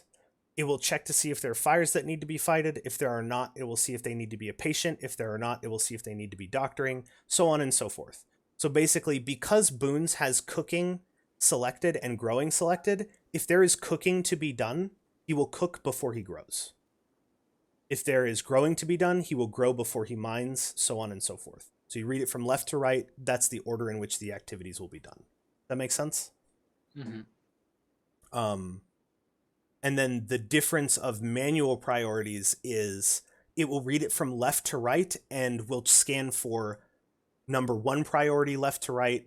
If there are no jobs to be done on that, then it'll scan for number 2 priority left to right, 3 priority, so on and so forth. So right now, based on your priorities, the issue I'm seeing now is Spork's. Well, actually, no, Spork will haul. That's fine because everything needs to be pulled in. So right now, Kirk is going to build the walls and doors if you when you unpause, and Boone is going to start planting the plants. So no mining will be done until the plants are finished being planted. That's basically what this tells you here. But this is how you control that stuff. It takes a while to get used to what needs to be done. So after the hauling is done, I can tell Lieutenant Spork to mine.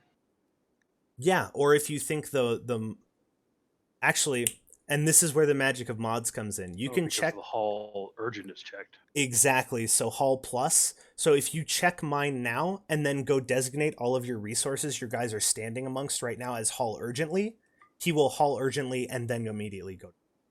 Actually, everyone will haul urgently if you do that, which honestly isn't a bad thing. So I would go, now that we have that established, and you'll be referencing this fairly often, you can go ahead and close the work tab, and then I would go mark all of the food, all of the medicine, the components, and the wood to be hauled urgently. The steel won't decompose. All of those other resources will. Okay. So these haul urgently? Yes. So not the components? Yes, the components, yeah. And then with I'll show you another way to use if you box over a pawn, it will automatically select the pawn. So click select similar. And now you can drag a box and it will only select survival meals. And you can call urgent. That's why the allow tool is nice.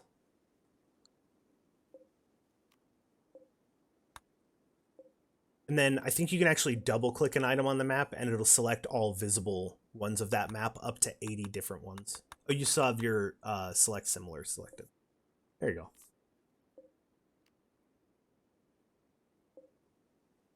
The silver, do I need to grab? Eventually, yeah, but you'll notice that when, like, for the steel slag chunk in the lower left, it doesn't say anything. But if you select, like, yeah, the package survival meal is Okay. deteriorating because of these two reasons. Silver, I don't need to. Steel, components, I do. Guessing stone, or this is raw steel. Okay. So Cool. you've All right. got I those got everything. designated. Okay, so we have some basic stuff set up. Um, I would go ahead and let it play and keep an eye on your pawns for a little bit and see how this works out. If you're wondering what they're up to or what they're doing, you can click on them and it'll tell you their activity. Looks like Boons is working on planting, and these two are moving and hauling.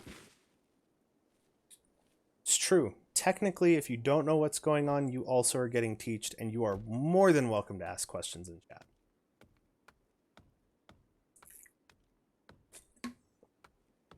And if you want to speed this along, you can go to speed 2. I understand right now we're still learning, so wait until you're comfortable with that if you want.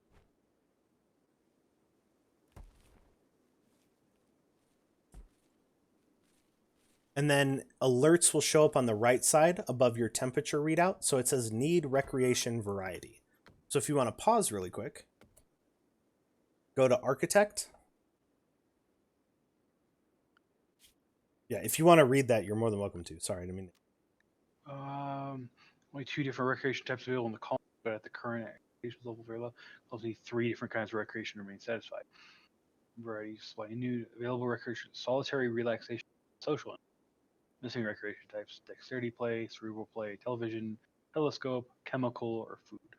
You can check the recreation type of any item on its stat page. This is what the eye. Yeah. We need to create something else.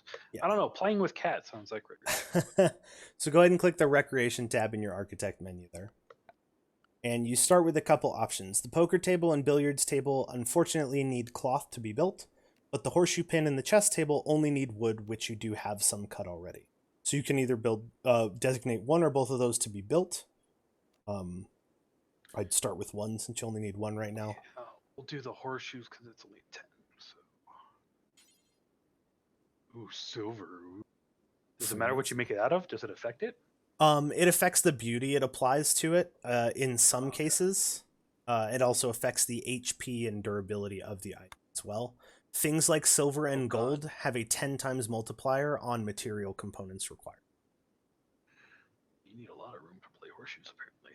As long as one of those 4 white boxes is open, they can use it.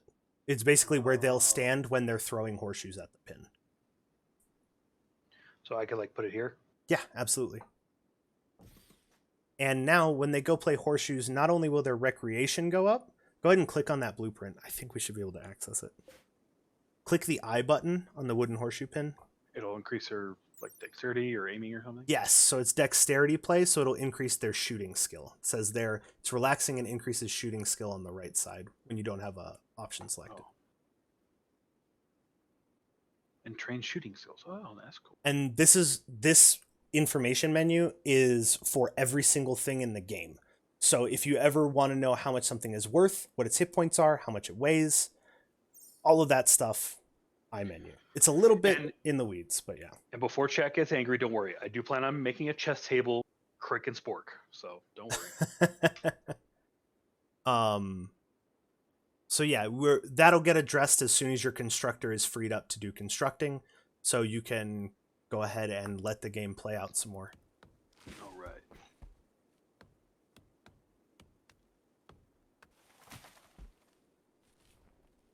There's a turkey There's in a your base. turkey in there. Perfect. I'll tame it later. So wild animals can walk in and eat your food if it is not indoors. Oh, Um, I think Spork is throwing up. yes, yeah, and that was because of the crypto sleep sickness. Yeah.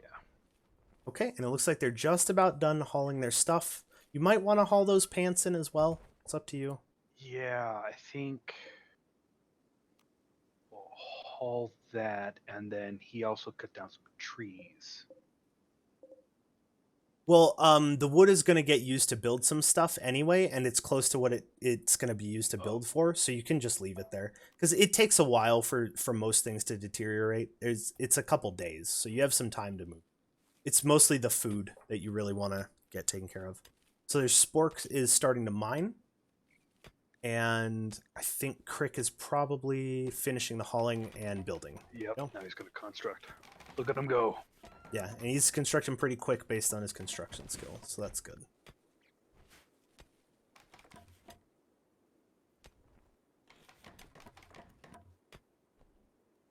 Okay. And go ahead and check on the fields. It looks like they might be almost done. Oh, he's relaxing right now. Oh, So okay. yeah, go ahead and click on him. You can see cloud watching on his menu there. So he Okay, is cool. not He's down. relaxing. He's relaxing. Yeah. So right Okay. now, this is a great time to So show. Boons.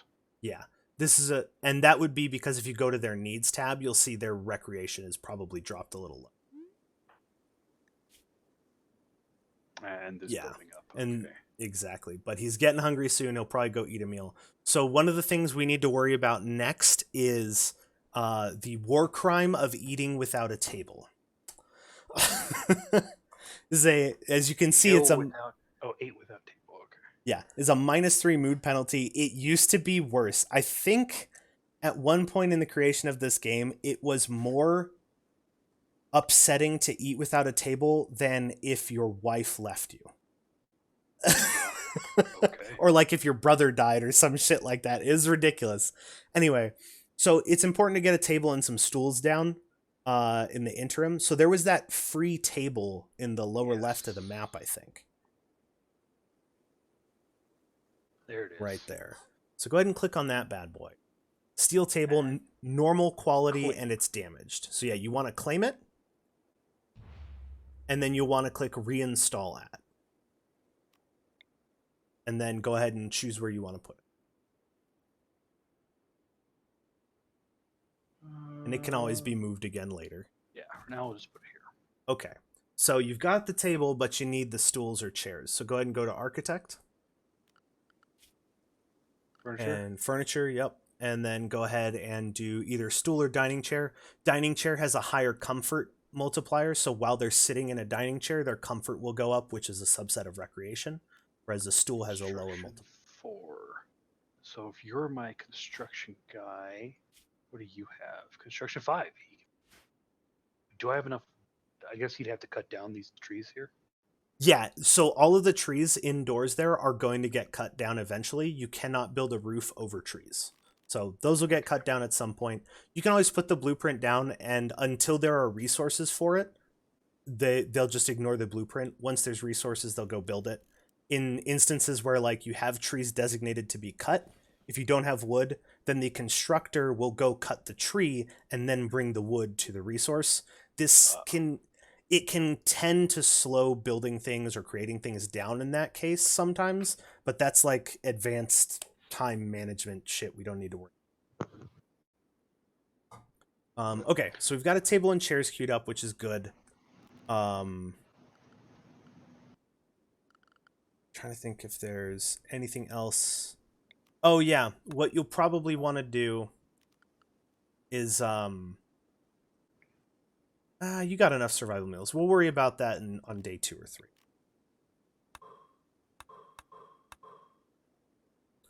But yeah, with that, go ahead and let it play again. And on the left side there, you can see anything in a stockpile will show in your resource queue on the left there. So you can see you've got 30 components, 50 meals, 30. After he makes that bridge, it'll stop them from getting wet. Yeah. Oh, that's another thing I wanted to show you. So go ahead and go in. You don't have to pause it for this one. You might just want to slow it to time 1 or something. Go ahead and go to your architect and go to zones. And then go back to where we picked that table up from. Something I want to show you that's very important here. A lot of early players miss out. There's the table. Click on clear home area.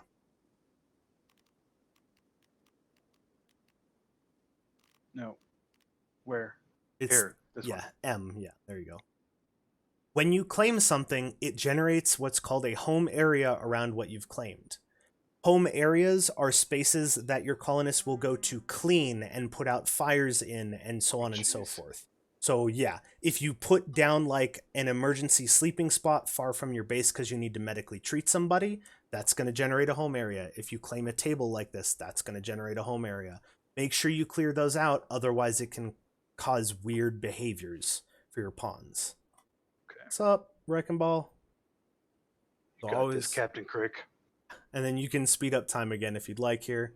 While you've got him selected, I'll also talk about, you can see there's things showing up as buttons for him. Select similar if you want to select more pawns. It shows his currently equipped weapon. If you hover over that, it'll show his range with the weapon as well in a Damn. circle. Yeah, the bolt action rifle has a decent range. And then if you press R or click on draft, it will then make it so he is directly controllable by you. That is what you want to do if we're in a fighting scenario, which we're not right now. Eventually we'll get there. Looks like Boons is helping with the mining, which is good too. And he's just wandering around. Does that mean he has no orders? Says he's going for a walk. So he is recreationing. Okay. If they don't have orders, I believe like a question mark will pop up on them, or it'll say on the right side of your screen, like something colonist, something indicating they're not working. I don't remember what the word is.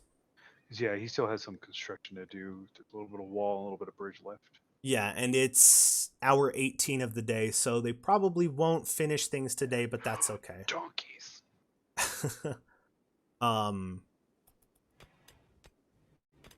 And then while they're doing their thing, go ahead and click on the restrict tab on the bottom there. We'll talk about this. So this is where you can set up a schedule. Right now, they're set up to sleep from 10 to 5, and then they're set up to do whatever is highest priority for them in the other hours. So if you want to... Oh, wow, you found Jade. Dr. Boons is digging at Jade. Nice. So if you wanted to set up a more regimented method for them, what I find works for me, which... I think, yeah, a boom rat just exploded. So... Oh, no. In reality... Oh, no. It must have died from something stupid. Yeah, but there's one right outside my walls. It's okay. They're not aggressive. Go ahead and click on the dead one again. Click health.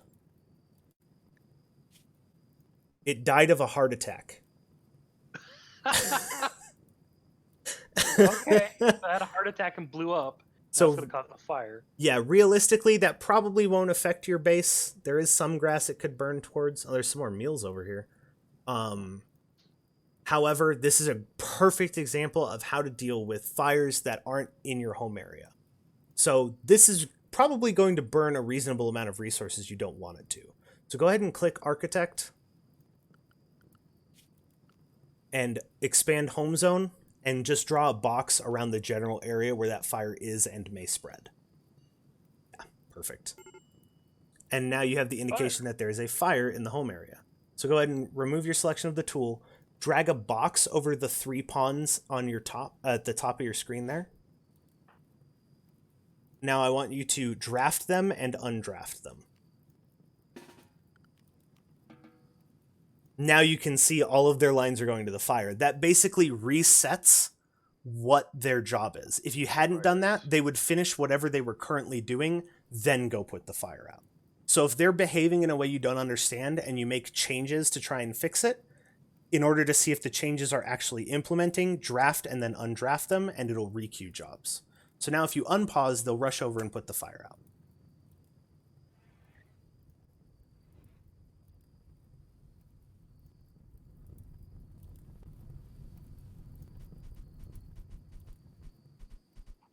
There you go. And then you'll want to remove that home area probably. Okay.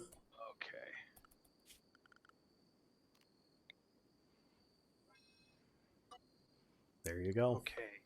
Then... Oh, they're all sleeping. I was about to say, I should probably have one of them come and grab this. You'll see it spoils in 2.4 days, so you have some time.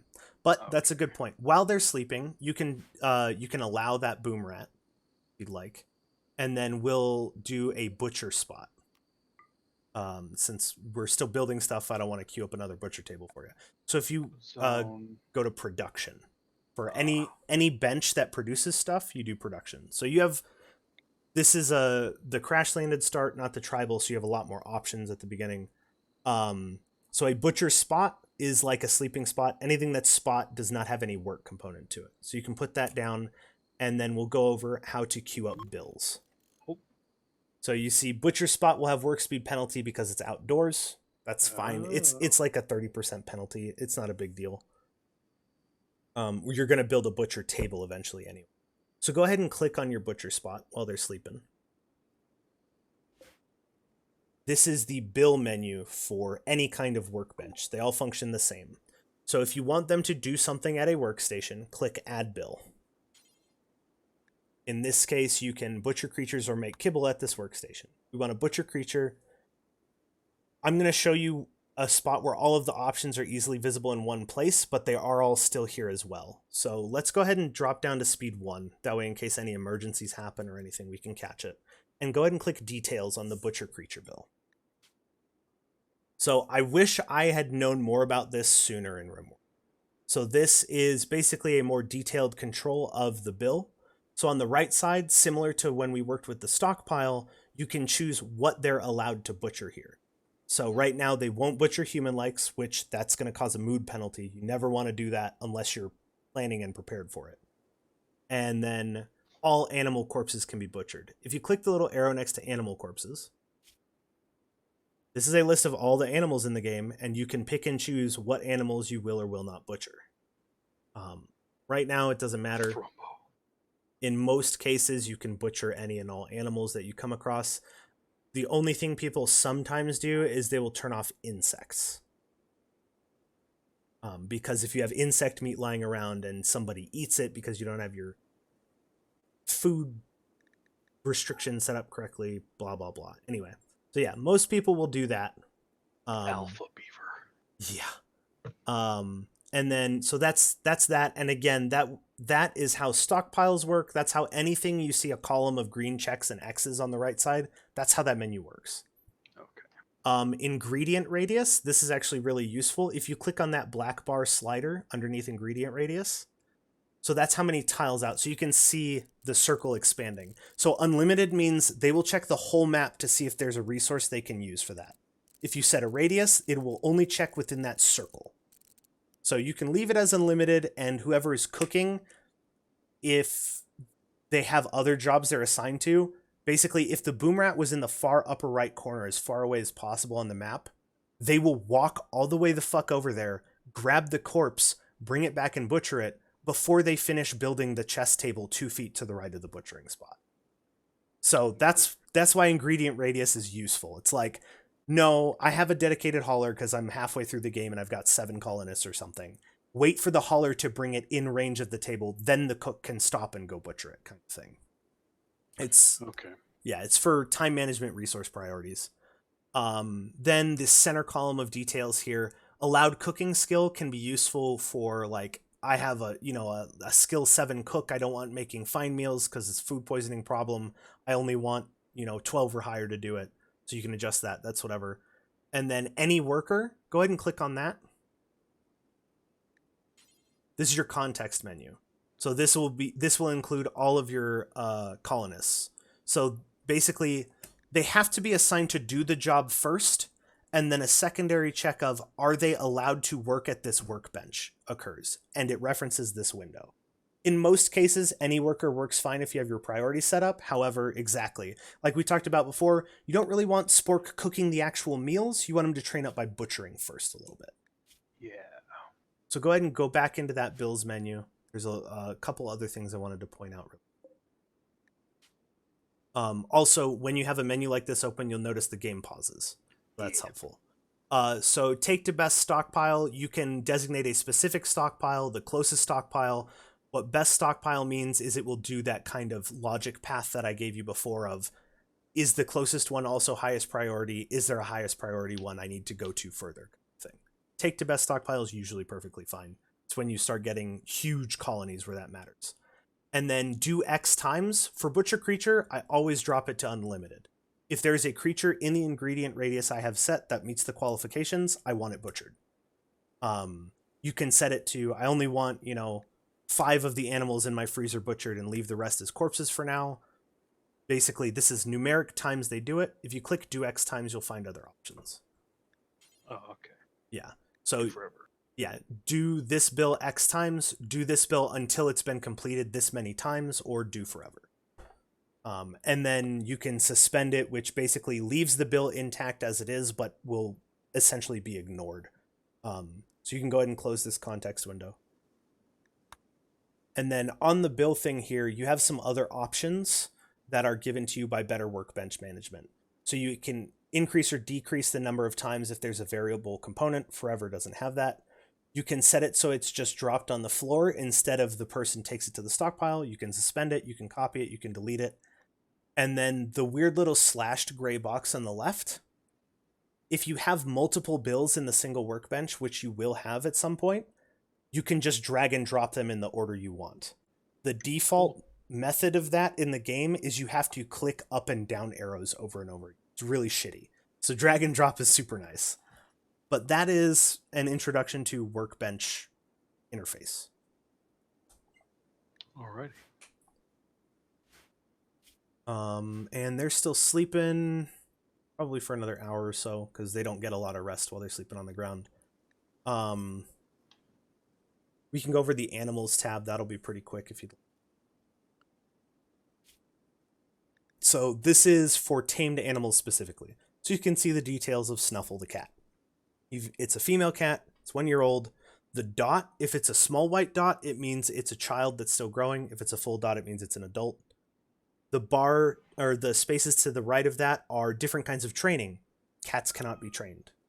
They're simply obedient. That is all. Yeah, cats can't be trained. Yeah. And then if it's a trainable animal, you can assign it a master. They can develop bonds with people. That's what the heart column is. The knife column is for slaughtering. If you want to slaughter livestock or if things get bad enough where you need to eat the pet cat. And then allowed areas, you can establish areas and the animal will only meander in those areas. So like if you don't want the cat to accidentally go to the corner of the map and get eaten by a wolf, you may want to assign it to home. Yeah. If you want to make a specific animal area like a barn, then you can go to your area tool and there's just a create area button. And you can label it area 1 and you can designate where that is. So Spork is butchering right now and Crick is repairing the table is what's happening. Yeah. There you go. You butchered your boom rat, so you got some meat and you also got some leather. Nice. Yeah, it looks like they're doing a little bit of hauling, which typically means there's not other jobs queued up right now, which means you need wood. So go ahead and go to your architect and go to orders. And then click chop wood. So this is another feature of the allow tool. Right click the chop wood tool. So you can do chop all wood in the home area, or cancel all designations. That's something the allow tool lets you do. So now all of those trees will get cut down. Oh, and that bridge is working out well. Nice. So he's going to continue to haul because he's not assigned a plant cut. So what you might want to do is go to work, the work tab. And let's see, the only one doing plant cutting is Boone, who's currently mining. So plant cut, typically it's not most of the time I'll just assign everybody to do it. So you may want to put Kirk on plant cutting as well, because then he can go cut his own trees and still keep building. So yeah, because you definitely want to get at least one of these rooms done today, which hopefully will happen. Mining is pretty slow, so it's a bit of a challenge. It does have its benefits. Yeah, Boone's is loving it. And then you'll notice that stone chunks are being built up from the space they're mining in. You'll probably want to move those eventually. So that's what the dumping stockpile is for in your zones menu. Okay.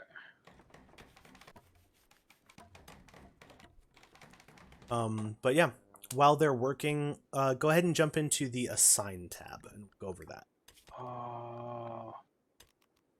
Dumping. I wouldn't put them in the home area, like in that space. I'd create like a big field out somewhere close by. How do I delete? Because chunks actually are ugly. They reduce the beauty of the area, which will eventually upset people. So maybe like around the left corner of that mountain or something. Or yeah, like that little cubby hole, that'd be perfect too. Just somewhere to get them out of your way.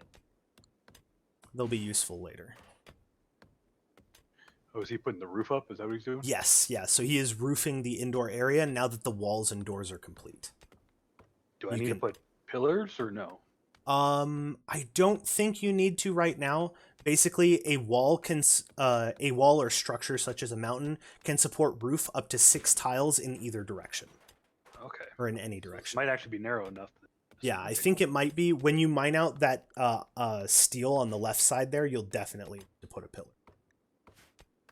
So dumping stockpiles default to only allowing animal, humanoid, and humanoid corpses and Okay. chunks. Well, we don't want food in there. We want They are called chunks. chunks. Okay, and that's what we want in there. Mm-hmm. And then for corpses, since it's close to your base, I would probably uncheck human corpses, because if people walk by rotting human corpses, it gives a mood penalty. Yeah, mechanoid corpses don't matter. There you go. Can we befriend the mechanoids? Not without a mod. Oh, okay. With a mod, you can hack them and convert them.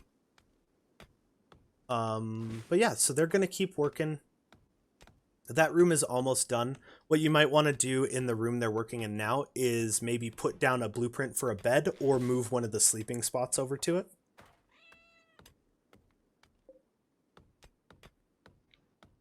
For sleeping spots, since there's no work associated with it, you just build copy and then delete the old one. Okay. So, build copy.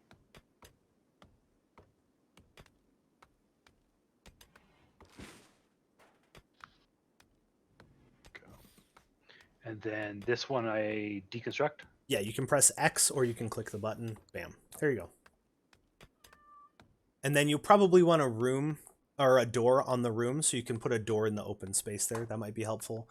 And things are going to start getting pretty dark, so we'll go over lighting as well. I thought the door was here. Door's not here. Doors and walls are parts of structure. Structure. Yeah. Okay. So any of the outside of a building is going to be structure. Doors made out of different materials have different opening speeds. Wood is a default 100% speed. I think doors made out of steel are either also 100 or have like a 90%. Doors made out of stone blocks open stupidly fucking slow, just as a heads up. Makes So you sense. typically want to do doors out of wood until you get to auto doors and some other fancy things. Oh yeah, eventually I need auto doors. So Go ahead and... Right, we're going to do lighting. So go to furniture. So you have a couple lighting options starting off as the crash landed team. Torch lamp, which is built with wood and is refueled with wood. It typically burns for like a day or two before it needs to be refueled. It can eat through wood stockpiles if you have too many of them. And then standing lamps require electricity, built with steel. As long as you have electricity on the network they're on, they're good. Sun lamps are bullshit, OP, broken crap. I mean, not OP, inverse, underpowered. They consume so much fucking power, it's ridiculous. But you can do indoor grow houses. Highly recommend, when you get to that point, download a mod that adjusts the energy cost of a sun lamp. It's a little ridiculous. Like, it takes more than a geothermal power plant to power 2 sun lamps. wow. Yeah. So I would probably set up a couple torch lamps in the main room and maybe in the tunnel where they're digging, because if they're in the dark, they work slower. So maybe pop down a torch lamp by Spork, pop down a couple in the middle area, and pop down one near Boons right now. This torches also generate heat as well, but the temperature's decent, so it won't be that bad. And you have a big space.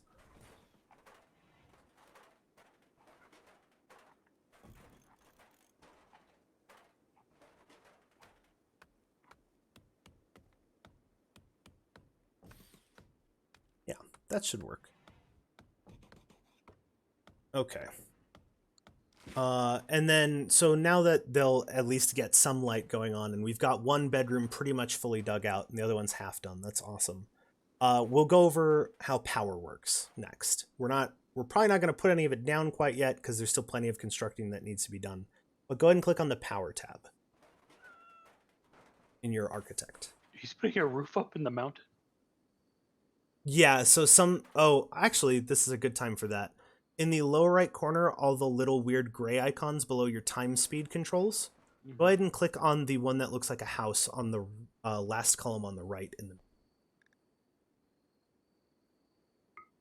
Boom. So this shows you roofed areas. So the light green is removable roof. The dark green is overhead mountain. Overhead mountain cannot be removed unless you have a mod, and overhead mountain will cause cave-ins that can instantly kill pawns. So be careful when you're removing a lot of space in a mountain, basically. Build columns as you go, kind of thing. Right now, you're not digging out enough to make that a worry, but as you continue, keep that in mind. Also, the autosave is set for every day, so at worst, you'll just have to replay a day if something you didn't realize happened. Oh, there's a bunch of wood up there. Hold up. Scroll back up. Yeah, I noticed. Yeah, allow that wood. There's an allow all button on the architect menu that will allow everything across the map. That might be worth clicking this right now. It's up to you. Architect. Orders. Orders. And then all the way to the right, it says allow everything. It's 4 green check marks. Boom. So it allowed 16 different things across the map. There you go. Okay. While this is happening too, I'll show you the other mod we had to install. Go ahead and click on the 67 degrees Fahrenheit square in the upper right. So now that you have an indoor space, it shows you that entire consecutive indoor space is 74 degrees. So it's a little warmer than outside, which is 66. Yeah, it's pretty reasonable. But I really like that mod because it's a way faster, easier way to see temperature across the map instead of having to put my cursor over every indoor space and checking the right side of the screen. And then you click the square again to turn it off. Spork is going to get some sleep now. So while they're sleeping, we can go over another tab. Let's go ahead and go to the Assign tab. So this is, again, one of the things I wish I knew more about earlier while I was playing. It's a little bit complex, but basically all 3 of these columns work exactly the same way. So we'll go into drug policy because that'll be the easiest one to fuck with without breaking anything. So go ahead and click Manage Drug Policies. And then go to Select Policy. So the game defaults to 4 basic policies: unrestricted, social drugs, no drugs, and 1 drink per day. So if we go to 1 drink per day, for example, these are all of the drugs in your game currently. The leftmost check column is if someone is addicted, you allow them to take it as needed for their addiction. The smiley face is they're allowed to use those drugs for recreational purposes only. And the schedule is you must take this amount of this drug in these intervals if you meet these requirements. That's what all the sliders on the right are, is specifically for the scheduled one. And then Smoke leaf joint.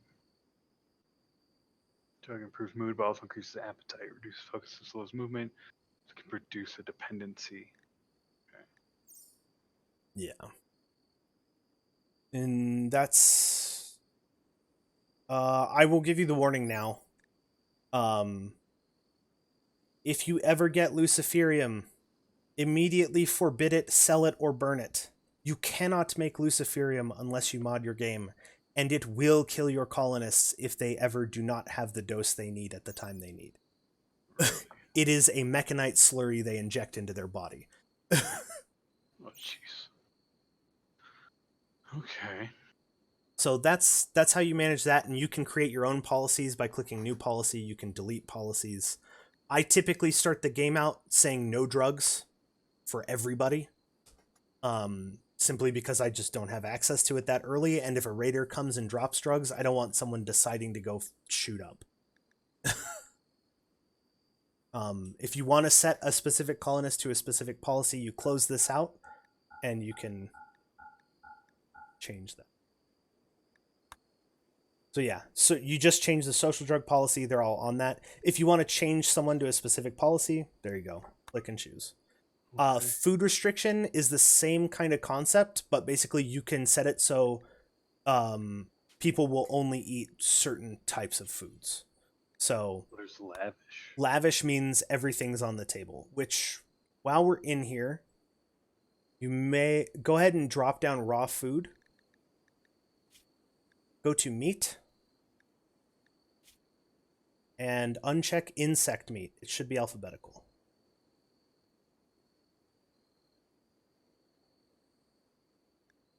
Also, probably uncheck human meat. We can set up a cannibal one if we want for your one cannibal. Okay, and then you can minimize the foods or the yeah, and then uncheck corpses. I don't think you'd want your people eating corpses. Yeah. There you go. So if they eat raw food, it's a small penalty. If they eat a fucking corpse or insect meat, it's a pretty big penalty. That's why I usually uncheck those. Lavish basically means whatever's available they'll eat. And then it goes steps down from there. So fine, lavish meals are off the option for them, and so on. Same thing as the drug policy. And then for outfits, go ahead and go to manage outfits. Select outfit and go ahead and choose anything. They give you 4 basic ones by default. So bio-coded stuff, I believe, is a royalty only thing, so you won't need to worry about that. So the way colonists decide what they're wearing is they will check what outfit they are assigned, and then they will compare it to all available clothing, and they will select the best looking and or most protective piece of clothing available. So that means if you have a legendary quality parka, even if it's 120 fucking degrees, they will put that bitch on and they will overheat. So it's helpful to have, if you're in an area where there's full seasons, it's helpful to have a cold weather outfit and a hot weather outfit to swap people between.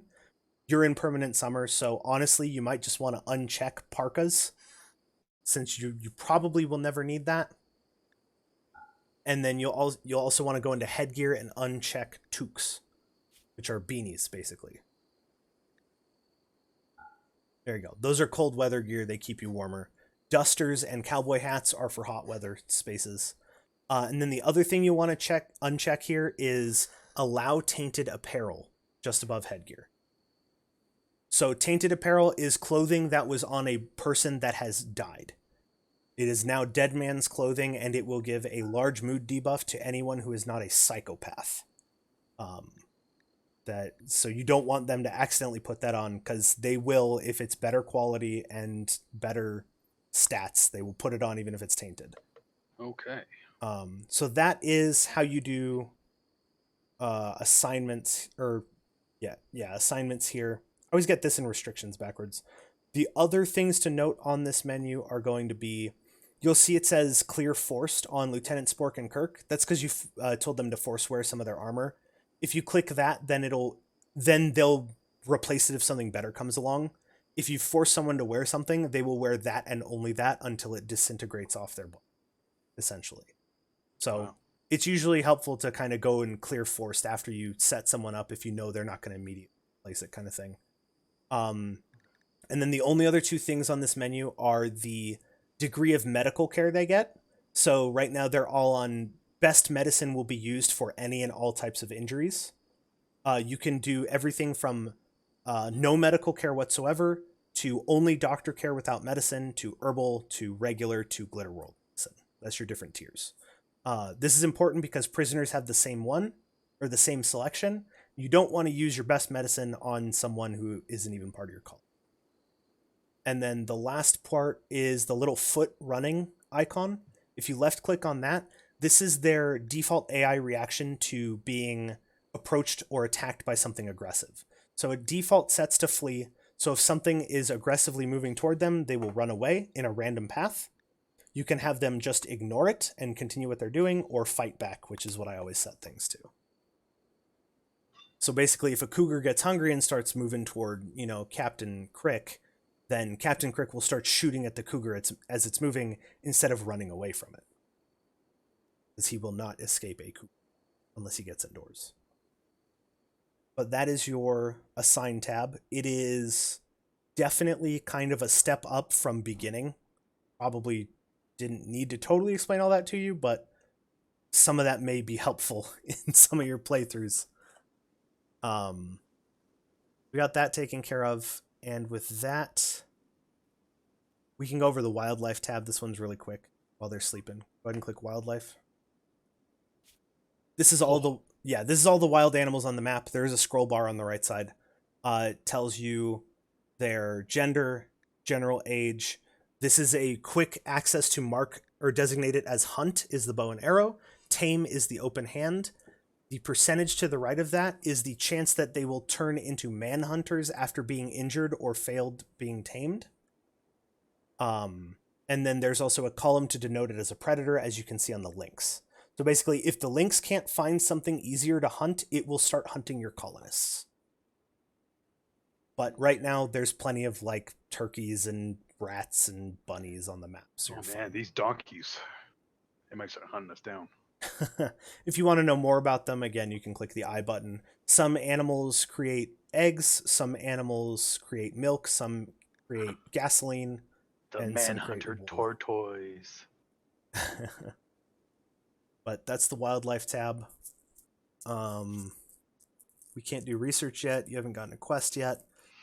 The world tab, you don't need to click it right now, but that's how you get back to the map of the continent, and that's how you'll set up caravans, which is ages away right now.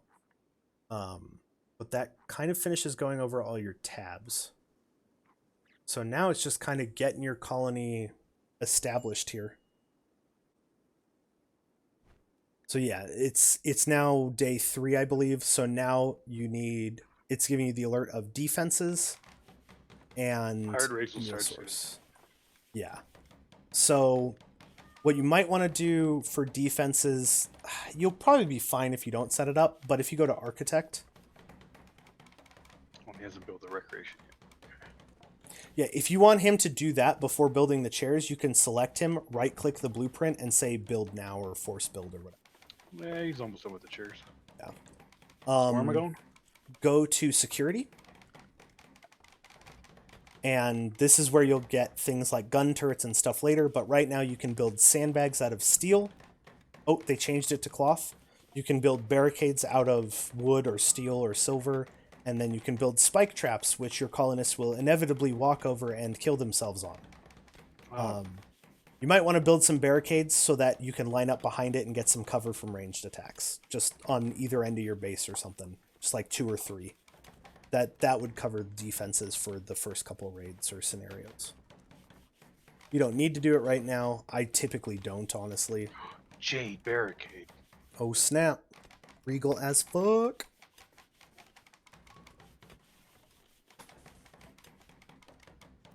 Can they walk over these rocks? Or Yes. do they function as barricades? They will move slower, but they can walk over the rocks. In fact, I believe they might be able to walk over the barricades, but they will move very slowly walking over the barricades. It's raining.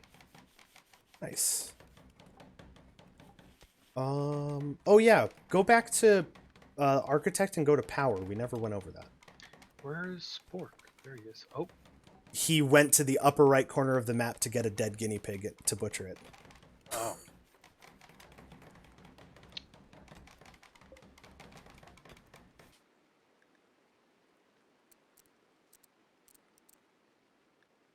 All right.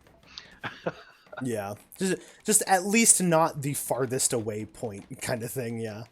Go ahead and go to architect and go to power. Okay, so this is your default starting power generation with crash landed. You have your power conduits, which create your circuits. Your power switches, so you can turn portions of a circuit off.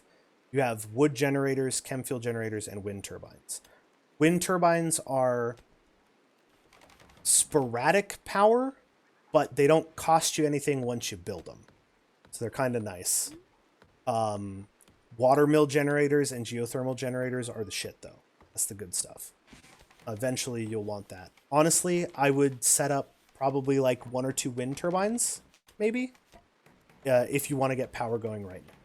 If you want to wait on that, that's totally fine too. Okay. So basically, I want them close enough because I got to run the circuitry, but I don't want them too far because then I can't protect them. Exactly. And with wind turbines, mountains and tall structures will block them. It'll tell you like what space needs to be open. What I usually do is I'll put them on the edges of my farm because the plants growing there will not block them and they will stop trees from blocking the wind as well. But that's a good spot too. And yeah, as long as those boxes don't have any structures in them and then you go and cut the trees down in them, it'll work at full power. You can see it'll take 100 steel and 2 components.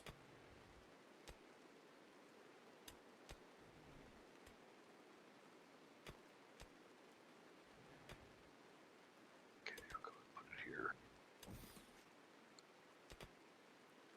because it's fairly close for me to feed the power. Yeah, and then now that you know where your source is going to be, you can go ahead and click power conduit.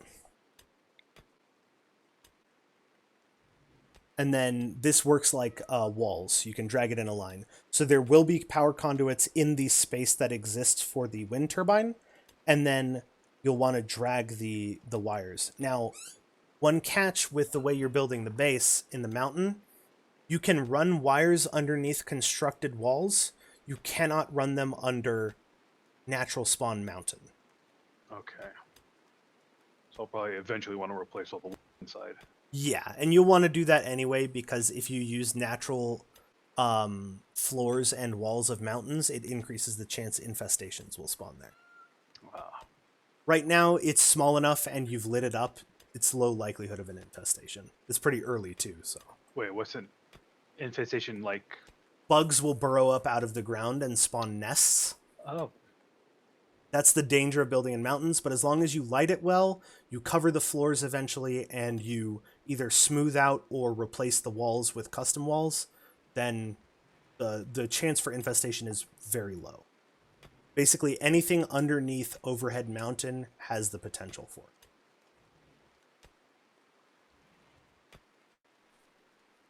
So I can start building it here? Or do I have to be like right next to it? You want to be adjacent to it, and diagonal does not count for adjacent.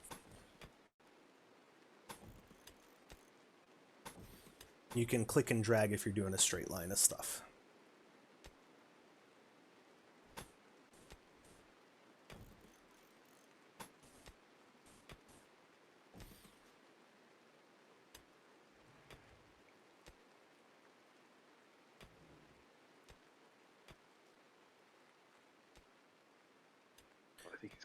Yeah, he's grabbing the steel. So with that wire, go back there really quick. Now that you can actually see the edge of it, you can just go straight out from the side of the wind turbine and save some of that steel. Oh, really? Yeah. And this is going to be important for the next thing. So you're going to want to cancel that stuff. There you go. Perfect. And then, so it's raining right now, which is a perfect example. Any wire that is exposed to the rain can short circuit and cause fires, explosions, and expend power from batteries. So you want to go to your zones and go to roof zone. Build roof area. And you'll want to extend that over that wire. There you go. Now that'll prevent that from short circuiting due to. The waterproof cables that you saw are for running it through shallow water, like through the creek. So if you needed a circuit to go through the creek, you'd use that cable there.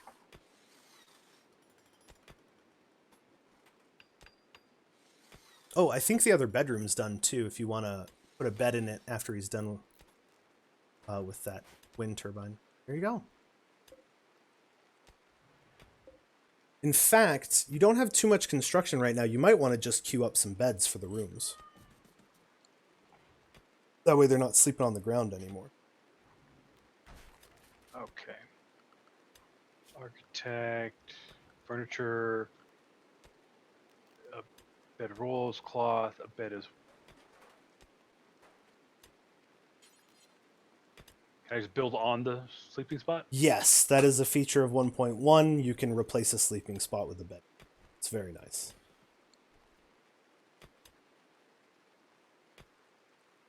And then with power, yeah, you can see the little yellow bar on the center of the turbine is how much power it's generating. Go ahead Okay. and select the turbine. You can see blocked by poplar tree. So that means there's a Okay. tree somewhere in the white space. It's probably the two in front of your barricade that need to be cut down. Oh, you got your first event. So on My the first right, event. yeah, on the right side, you'll see a little envelope that says visitors. You can click on it to open it if you'd like.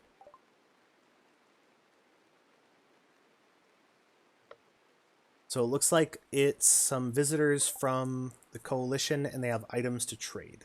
So the guy with the golden question mark, he's your trader. So you want to take your when they get close to your base, they'll meander to your base. You want to take your person with the highest social stat and you'll right click him with them and click trade and you'll get the trading window up and you'll be able to see what you can sell them or buy from them, stuff like Okay. that. He's They'll a sheriff, and this one's a surgeon. Yeah, and they'll meander to your base. You can absolutely attack and kill or capture these people as well, if you wanted to. I wouldn't recommend it right now, but you can.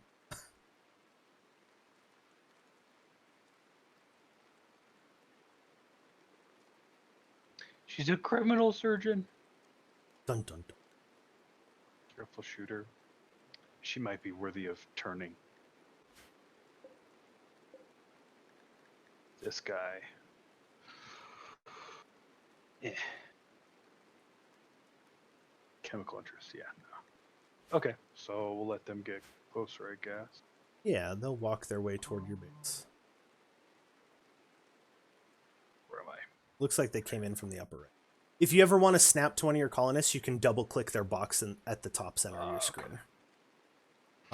So building that. Okay, so I gotta find out who best social person. Social 7, bad. Captain Kirk social 1, nope. And Boons is a social 10. There you go.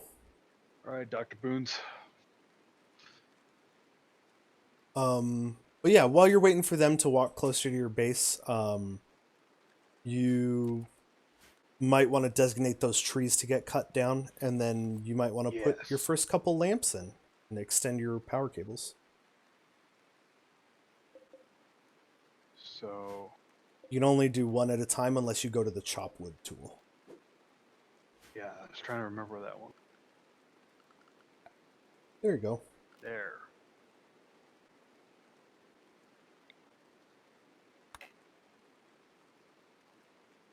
Oh, it's because it's not grown enough to yield wood, so you have to use the cut plant instead of the chop wood tool if it's a young tree. There you go. Yeah, that should be fine. That should get it working at full power.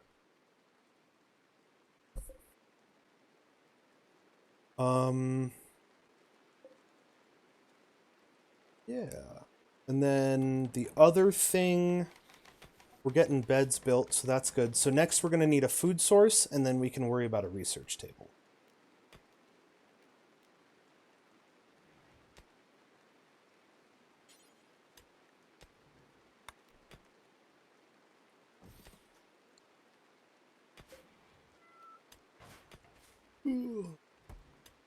If there's no animal sleeping spot, they'll just sleep on the. They'll be fine. Making them a little cat box. Yes.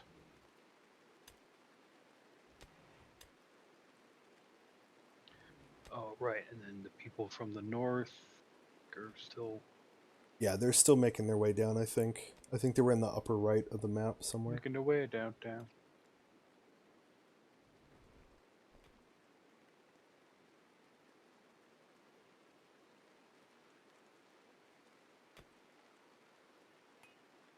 Boons is chilling. Playing some horseshoes. They got the pin up.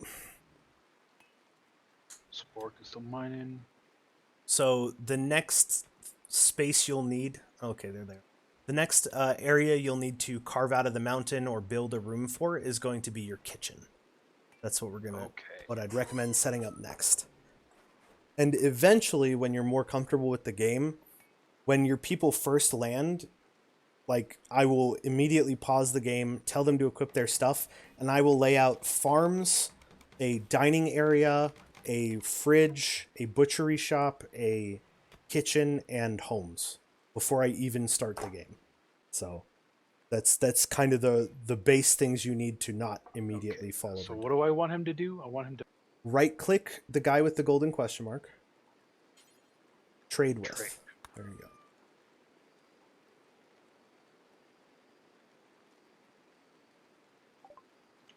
Okay.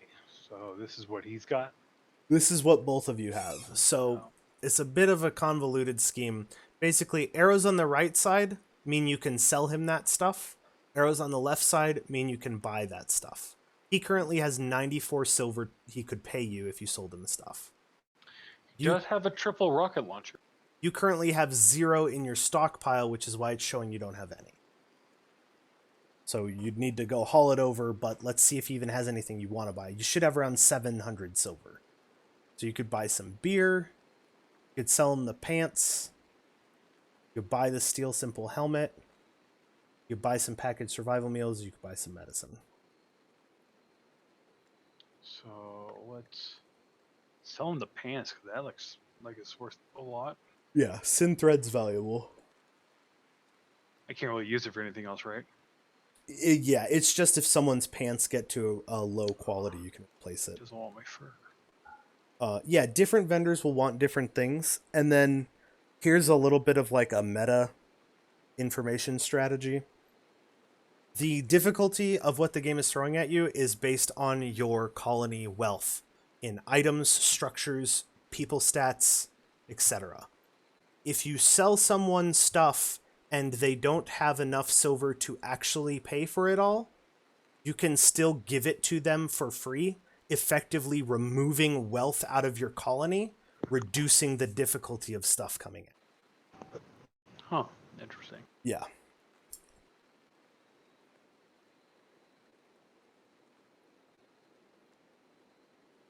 But yeah, I'd sell him the pants. You're gonna be losing out on a little bit of silver. I might buy a couple of like one of his meals or something. He's got 3 survival meals just to stock up, or like a Yeah. medicine or something, or the steel helmet, and then you'd still get like what 10 silver.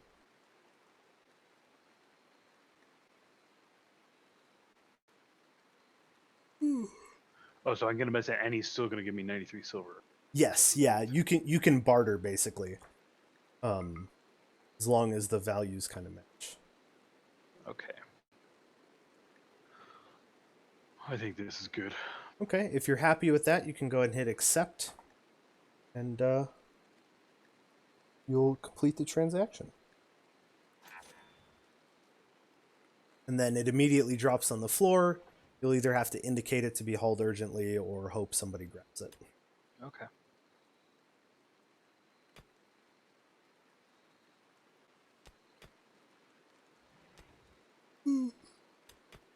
All right. Well, nice to see you. Bye. Bye.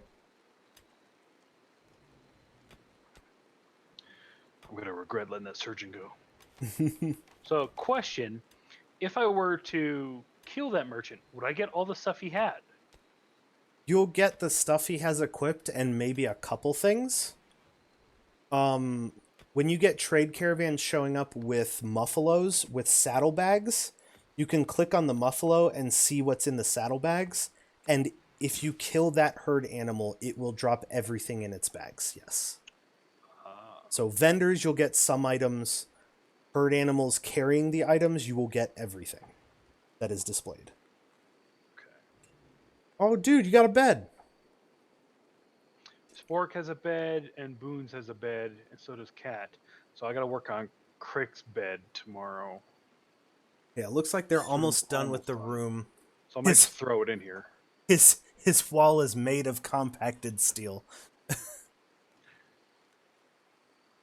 That's why it's taking a while. Okay. So I think I will.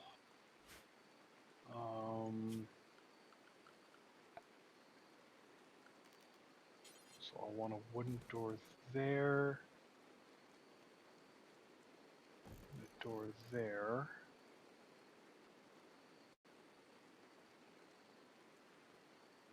Then I won't remove the sleeping spot right now because In the morning, I'll do that. It's almost done removing the trees. This will run better. Yeah, so I guess now what you'll either want to look at is replacing the mountain walls. That way you can run wires through them. Or figure out where you want your kitchen to be. Probably close to your farm's idea. Yeah, I gotta figure out my chef again. I think it was. No, I think Spork is the one we were. Yeah, Spork's the one we want to be the cook. He's just leveling up his cooking. But yeah. So I might make the kitchen here. Yeah, I think that would work if you want to dig into the mountain and put that there. Or I could do like the kitchen across from him, and then I could do like the fridge eventually, right? Yeah, you'll want a freezer area for sure, and you'll need an outside facing wall for that, like outdoor facing wall, because Oh, the way air conditioning works is it will create a cool area on one side, but it will raise the temperature on the other. So if it's outdoors, then the heat is just dispersed and it doesn't affect anything. But if you have the freezer being cooled and someone's bedroom is where the exhaust of the air conditioning is, their bedroom is going to increase in temperature dramatically. Actually, I think you start with AC. Go ahead and go to temperature, your architect tab there. Yeah, okay. Oh, and overwall stuff is built in. Hell yeah. Or that might be part of the allow tool. But basically, if you click on overwall cooler, for example, the blue side is the cool side, the red side is the hot side. There you go. And that needs power. Passive coolers don't need power. They're refueled by wood. Campfires are like heaters. You can actually cook on a campfire as well if you need to make food before you get your stove up. Should be fine if you get it done in the next day or two. There's berries as well if an emergency rolls around.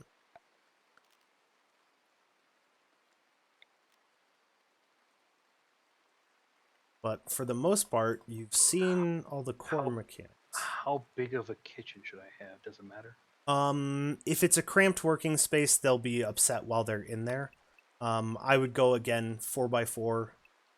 I think I usually do like. I might do like 4x5 or 3x5 is my usual kitchen space. So somewhere around that kind of central area. Fine. Because the stove itself is a 1x3 block, and then it's got the space where they need to stand as well.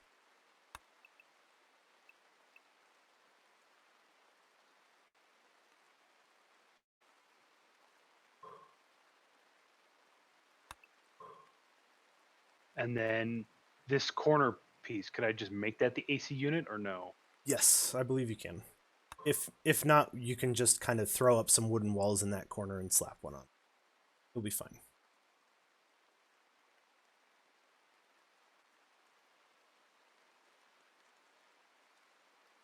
Okay. Sleepy ass dudes. There's Spork. All right, the food is growing. That's good. Yeah, if you want to see how get far this along it stuff. is, you can click on any tile of the food. So, strawberry 25%, rice is 50. Cotton is 15. Go. All right.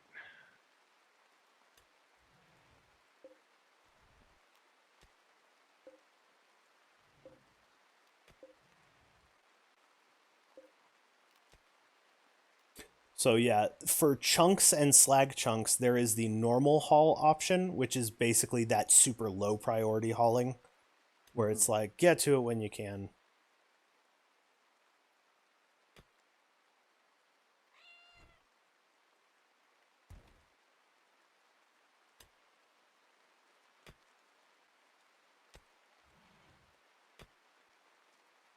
Oh, if you want him to finish the bedroom before he does the kitchen, go ahead and go to your architect and go to orders. And then this is something from the allow tool again. Click forbid selection. And then forbid all of the mining for the kitchen freezer by dragging all. Oh, that doesn't work. Okay, just cancel the mining designation for that front row of mining.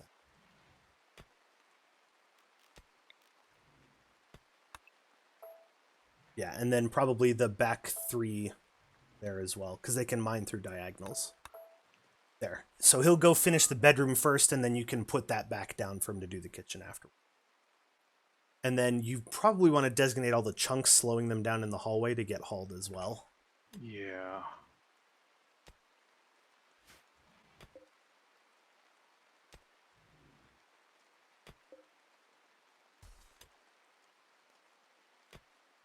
Okay, now that he's up,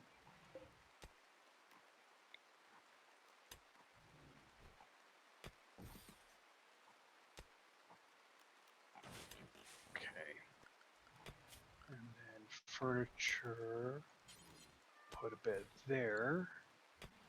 Looks like you're low on wood in the stockpile, so you may need to designate some more, unless there's some hanging out somewhere else on the map. Oh yeah, there's plenty. We'll go get that.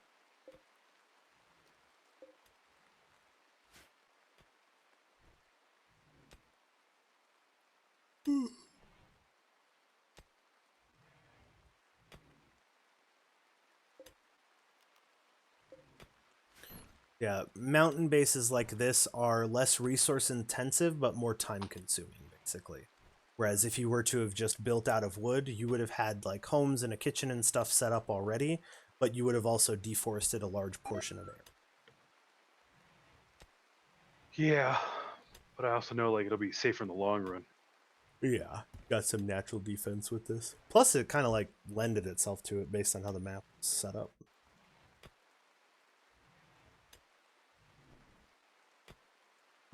You can also consider where you'd like putting standing lamps, since you have some power sometimes. That way you don't have to keep burning wood with the torches. True.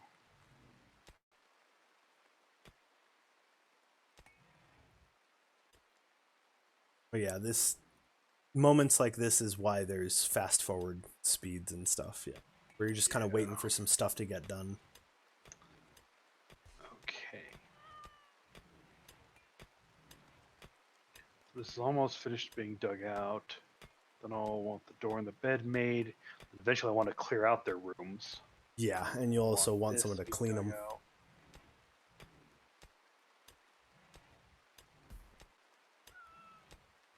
You get these trees cut down.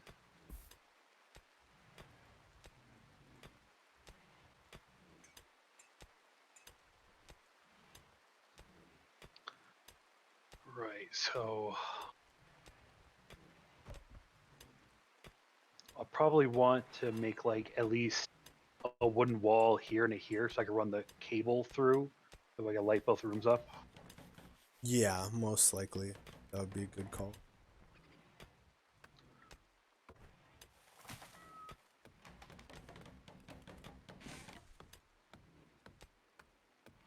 All right. They all have beds now. Oh, Okay. So, Mad Rat. And go ahead and jump to location of the rat. Okay, how far is that from your base? Go ahead and zoom out. Okay.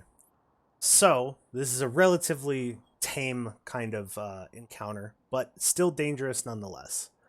I would select all 3 of my colonists by boxing over them in the top center of the screen. I would press R to draft them all.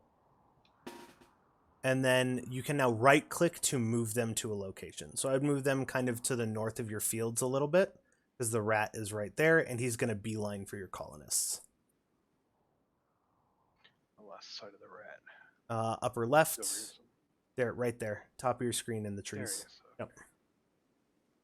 So I would line them up probably by like those 3 chunks right there, maybe those 3 trees, just by right clicking and moving them. And then go ahead and let it play. Okay. Yeah, so he's there. So basically what I'd do here is I'd get the person with the melee weapon in front of the people with the ranged weapons, which he's the guy in the back. So I'd pull Crick and Boons back a little bit and send the melee guy in.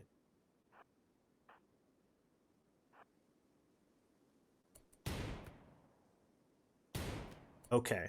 So, important thing again, I wish I had known before. Friendly fire is very much a thing in this game. You can avoid it by putting the ranged people adjacent to the melee people. They will then shoot over their shoulder and have a 0% chance of hitting them. It's either that or you need to move them in positions where they're not shooting over or past them to reduce. Or Sport can just fucking one shot it. What a boss. And then go ahead and select your team and undraft them by pressing R again. And then you can unforbid the rat and butcher it up if you want. But that was kind of basic combat. But friendly fire is a thing. You definitely want to consider angles of fire and stuff like that when you're dealing with encounters. There we go. I defeated my first enemy. Nice job. Be thankful it was a rat and not a tortoise. Really? Turtles are that bad? I've had their shells deflect bullets. Oh.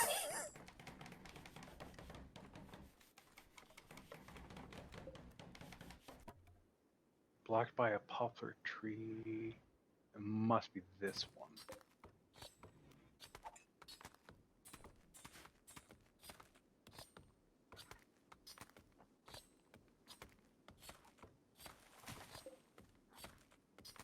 I think the bedroom is done, by the way, if you want to get the kitchen started.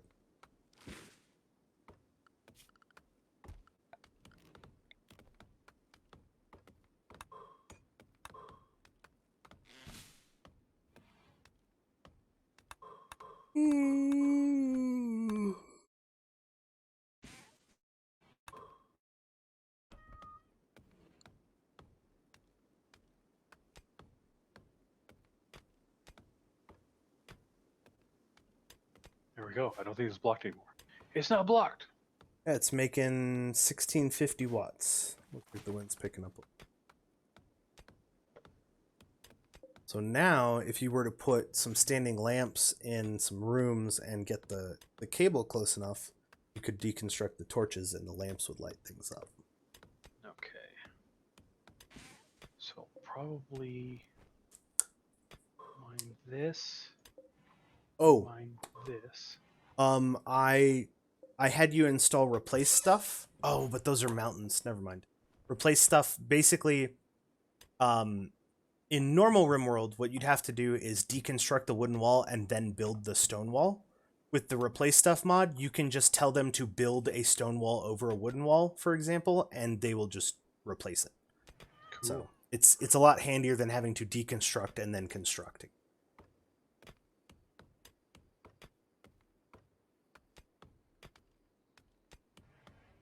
Yeah, you can do nutrient paste if you want. Your colonists will not like it, though.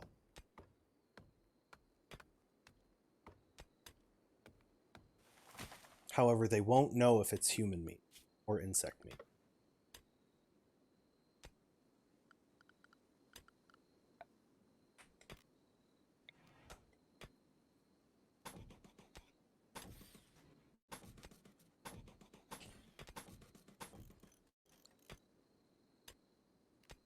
And the light doesn't have to be on the power conduit. It just needs to be, I think, within like 6 tiles of it.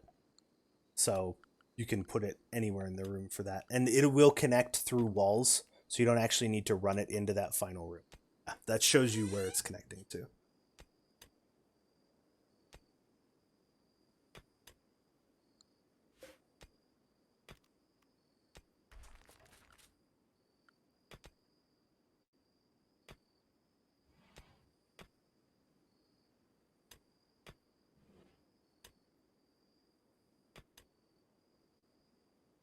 What you do? Go for what? Yeah. Speed it along.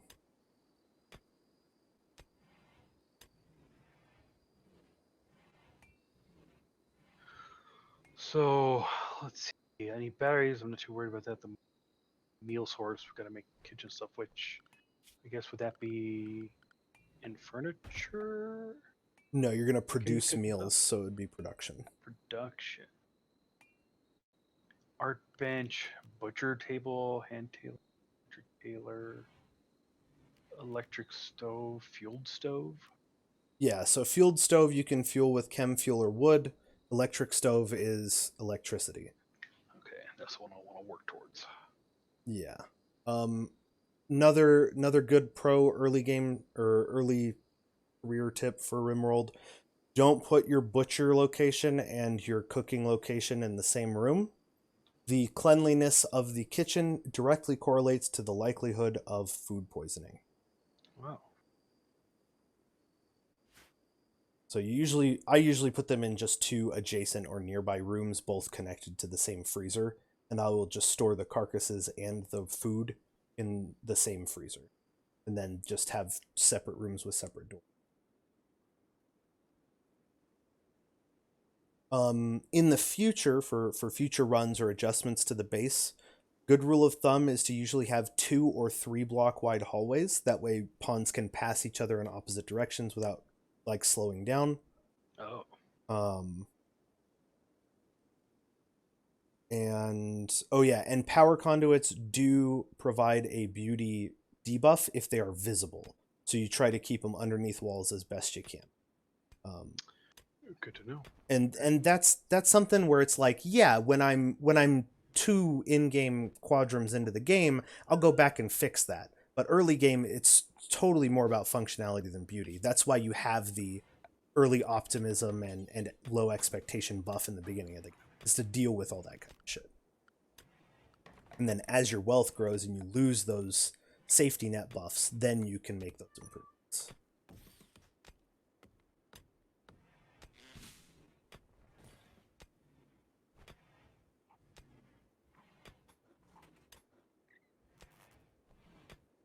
Look at that. You got your first light.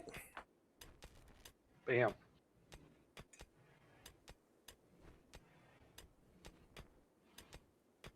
It looks like the kitchen's about done if you want to slam down one of your cookeronis.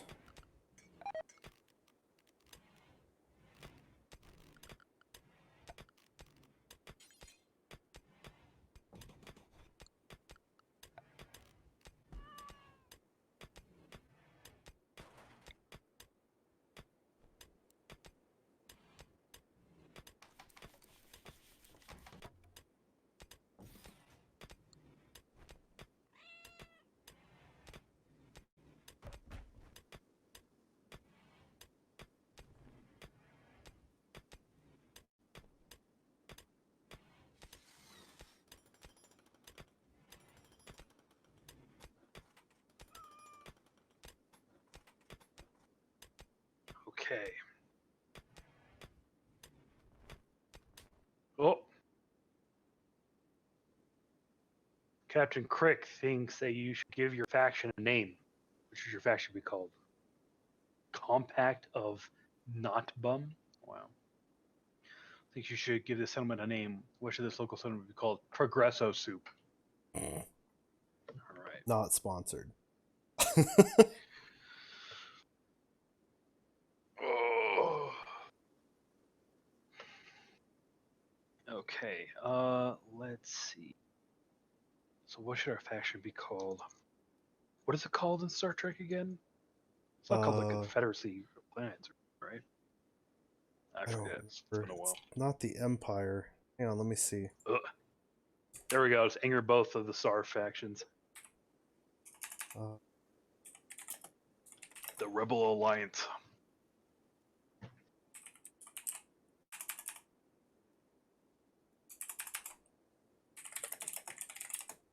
There we go. What was the name of the planet that got blew up? It'll be new, that one. United Oberon. Federation of Planets. I think that's what it is. Fictional Star Trek universe. The UFP is the interstellar version of the United Nations. United Federation of Planets, and this will be new Alderaan. Get some Star Wars in there. There are right, new Alderaan. There are actually a shit ton of Star Wars mods, like Twi'leks and all that stuff. Wait, do we want new Alderaan? Didn't Coruscant also get blown up? Coruscant was the younglings. I think that No, it was isn't in the new movies. Isn't in 7? I thought Coruscant got blow up. I haven't seen it. You haven't seen 7? No. I saw the first new one and that's it. I haven't seen That any is of the 7. in-betweens. Oh, okay. I That's don't where Kylo remember. Ren first shows up. Yeah, I I'm don't scared of remember. Coruscant. Oh God. The older on it is. Okay. Bam.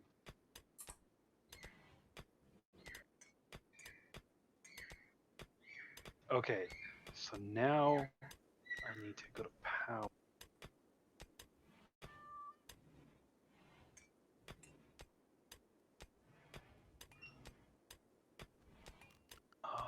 Power conduit.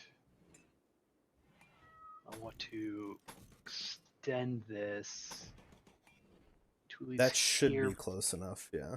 to power that. Yeah. But then eventually I'll. I'm sorry, what?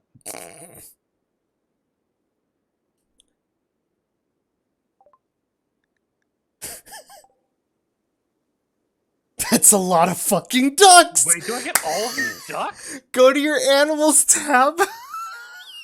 Jesus Christ! I got 10 ducks! Oh my god.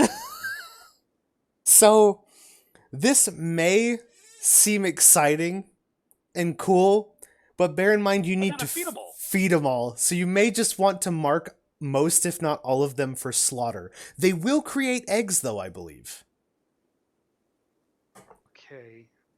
So maybe keep a couple, but off the rest? Yeah, maybe keep like one male and two females and then off the rest and keep the youngest of them, kind of thing. I would also tell them to go to the home area and then we can establish a duck specific area so they don't make your home dirty. So female, male, female. Starting with duck 4. Yeah. And Do I hit this? so if you left click and hold on that to change it to a check mark and then drag your mouse button down, it will quick convert all of them. Oops. Okay. Close. There you go. Boom. And that works for on the assign tab when you're doing like a new drug policy or something, you can just drag it to quickly change everybody instead of click, click, click, click, click, click. And same thing with the allowed areas, you can click and drag, all that. Okay. Duck only run, says Matt. Jesus. I would send them all to the home area, that way when your team goes to slaughter them, they don't have to run to the ends of the earth. Okay. I did not anticipate ducks. Army of ducks shows up, right? So go to your architect and go to zone. Actually, I think they might be grazing animals, so they'll just eat the grass. And then I would do expand allowed area. This one? Yes, and then select area 1. It default gives you a free one. If you want to add more areas, you click manage areas instead. And then just like drag a box on the left end of this mountain over a bunch of the grassy area. Yeah, just like big ol', even further south, pull it down a little bit more, give them some space because they'll eat. Yeah, that works. There you go. And then go ahead and send them all to area 1. Exactly. And if you want to rename the area, that's done in manage as well. There you go. Now they will stay in that area. Nobody expects the duck imposition. That's a good one.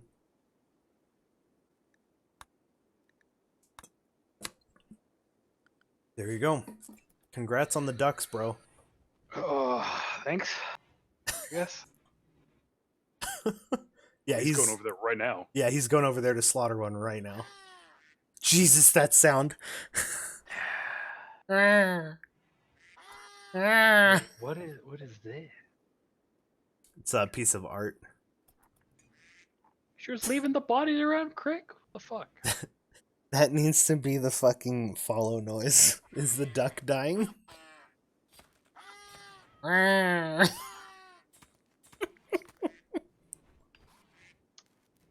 Okay.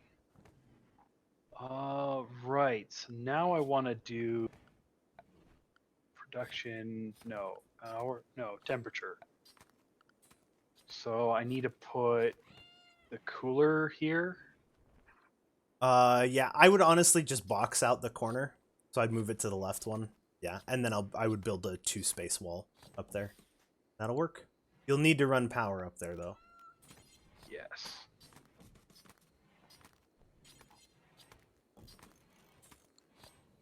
Okay. And because of the location of your farms, you may want to build a second small bridge and a door on the backside. That way they don't have to run through the base, through the kitchen, into the freezer. If they're harvesting, they can just go through the backside of the freezer.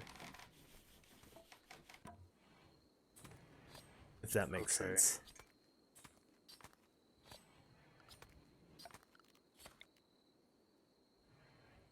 Yeah, or even right there would work too.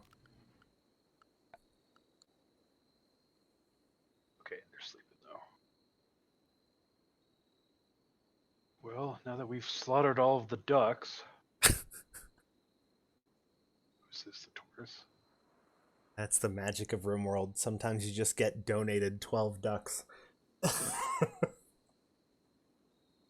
yeah, if you click on one of the female ones, one of the brown ones, I believe, you can see egg progress 11%. And since you have a male in the area, they are probably kind of come out fertilized. You can still cook and eat them just fine.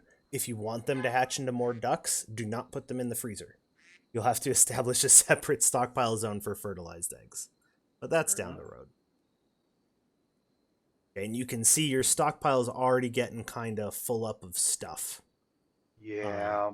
So might be a good idea to for the next 2 areas you plan out would be a warehouse essentially and a research station or a lab. Are probably the next 2 things I would start looking at. So let me pause. So a freezer is a stockpile zone, right? Yes, you'd make a stockpile zone and designate food. Okay. So this will become a stockpile zone. And then I click on this. I don't want it to be any of this crap. Yeah, easiest way would be click clear all in the upper left, but you already got it done. And then I uncheck rotten as well, because I don't want them to put rotten animal corpses in there if I'm putting corpses in. We don't need hay in here. What is pemmican? Pemmican is like packaged survival meals, but for tribal people, it lasts like a really long time, but it's not really good quality. Out refrigeration. So we don't need refrigeration. Kibble doesn't need to be in there. Okay, so chocolate and raw food here, meals as well. Okay, there we go.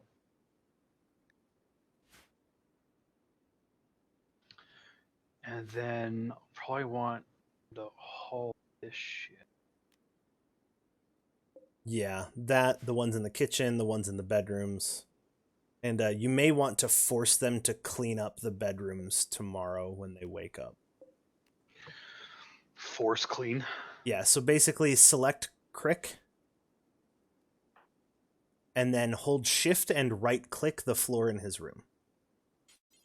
Prioritize cleaning rock rubble. There you go. So he's going to clean up a majority of his room after he finishes sleeping. Oh, if you don't hold shift, they will wake up and do it immediately. Oh, weird. If you want to clear that, you can clear prioritize work or draft and undraft. Yeah, he's got enough rest basically, so he's not just going to immediately go back to bed. There you go. So that'll at least clean up a majority of the room. It won't be spick and span, but it'll be better than it is. One of the other things that's kind of hard to notice, especially for Crick since he's a wide boy, you can see the box behind their avatar in the top center has kind of like a whitish gray in it. The higher that is, the higher their mood is. So that's like a quick reference for mood. There's a really nice mod called color-coded mood bars where it actually like changes color to represent positive moods or negative moods, and it's a lot easier to identify it. I'd recommend that.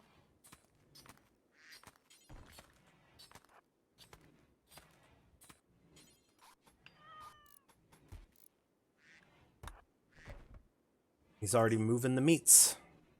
Oh, actually, that would be if you go to your freezer stockpile, that's a great one to change priority on. So if you set priority to critical, for example, so they will always take food there first above anywhere else. Okay. Yeah, you can see he's moving from a stockpile to another stockpile now. It's And changed. then structure, I gotta put a door here as well. Okay, and then if you click on your cooler, since it's built and powered now, you'll see it needs 20 watts at its current output. It's targeting 70 degrees Fahrenheit. You want to drop that to freezing. So you can do minus 18 degrees until... I usually put it at negative 2. Right.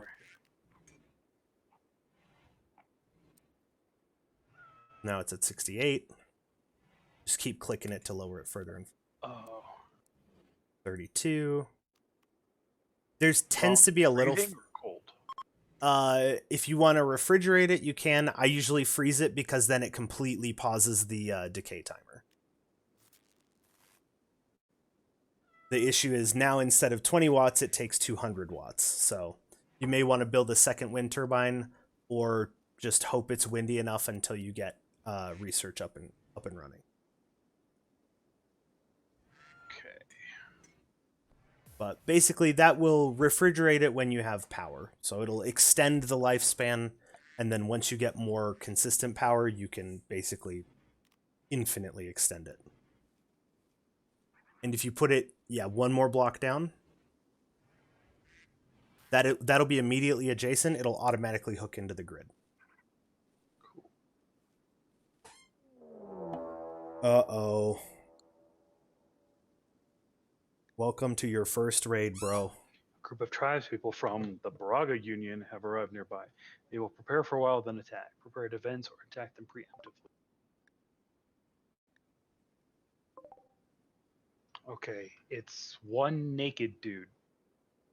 Blue Jay Warrior, female. Slate Club, 46%.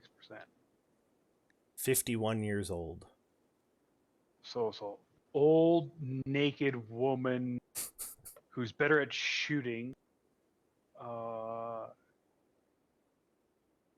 Okay. Not terrible stats, Health. though. No She's health not problems. injured already. Okay. Yeah, she is naked. All right. Well then. So she's gonna meander around for a bit. When she goes to attack, it will alert you. It'll be like, hey, she's attacking, so I'd let your colonists just continue their jobs. When you get that alert, then pause and we'll move into position. Because part of the issue with raids is when they show up and kind of prepare as the game says... Oh, she's kind of close. And prepare as the game says, if you immediately draft your guys and get them in position, they could be standing there for hours before the enemy attacks. And they're getting hungry, they're getting tired, they're getting bored, which can cause mental breaks. So it's a little bit about timing with. Oh, the first harvest is in. You got some rice. Woohoo. Good thing I got the fridge set up. It's not running yet. Yeah, I just gotta need set a up little this other. power. That or you could do a wood-fired generator, which would be reliable but costly. At least until you get the better power production. Definitely an option. And you can box resources with the order tool as well. So you can just drag and drop it.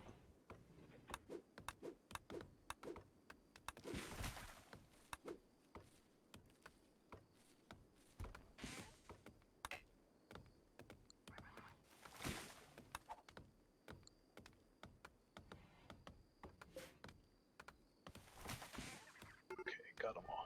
Okay, they're attacking. Where's she at? There she is. Yeah, I would draft your dudes, and then I would probably put them kind of just a few blocks to the right around the point of the mountain on the south there. Yeah, roughly there. Make sure the guy with the knife is in front of the two shooters, and that'll give you a nice wide open space since she's got to close on you.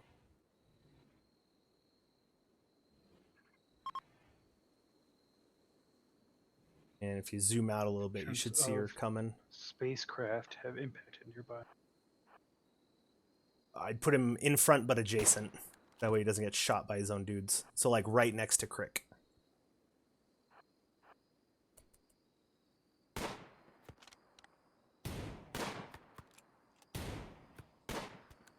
Ooh, hit.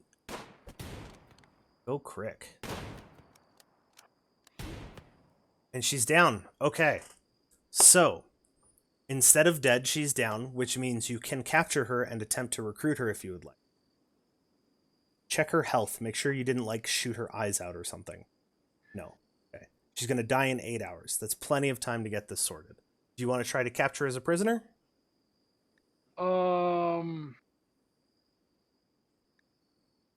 Josh says take no prisoners. So normally at this stage of the game, I don't think I would. I'm not, but I would like to do it. That way I can learn the process and how to do it. For sure. So, Okay. So yeah, let's go ahead and try this. Yeah, you don't have a formal prison established. So what you're going to need to do is go to your, let's go look at your base real quick.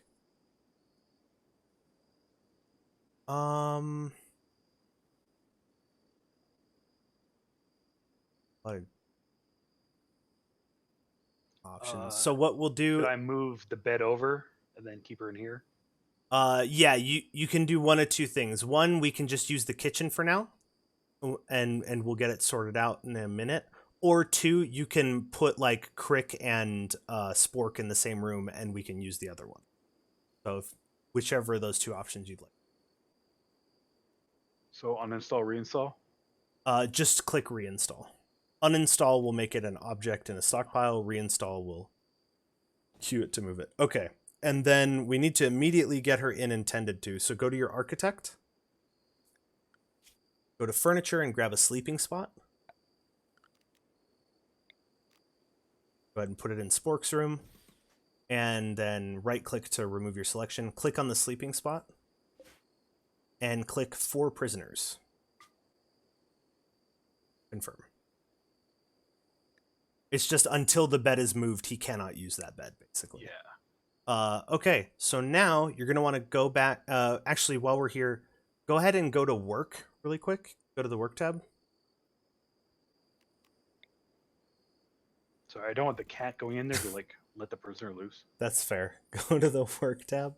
And then can I lock the door?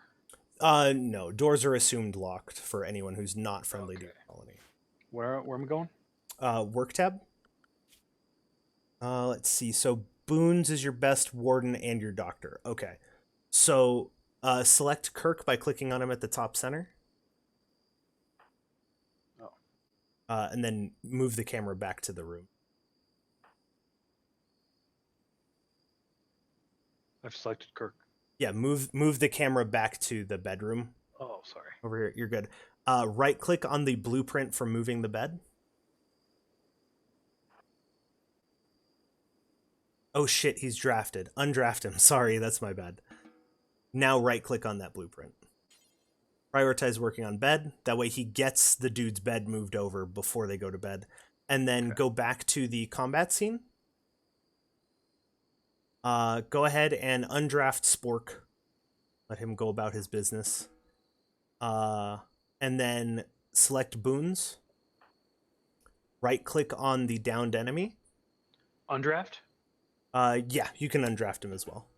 Right click on the downed enemy, capture. There you go. And now you can unpause. So basically what we did is we set up a location for them to be taken and tended to. We accounted for the loss of a bed for one of your colonists. And we told them to be. Spork just went to bed out here. Yeah, because you'll have to wake him up and then he'll walk back to his bed when it gets reinstalled here in a sec. You may want to tell him to move the cat bed too before Crit goes to bed. They're gonna have a late night. Oh, no, sorry. Do this. You can't because the cat's sleeping on it. Oh well. Can I tell the cat to fuck off? Oh yeah, actually I think you can. Go to animals and tell it to go to duck pond. Yeah, and that woke it up, so it's now not using it, so you can now tell Crick to perfect thing. Okay. Then oh yeah, the bed's installed, so go ahead and draft and undraft Spork, and he should assign himself to the bed. There you go.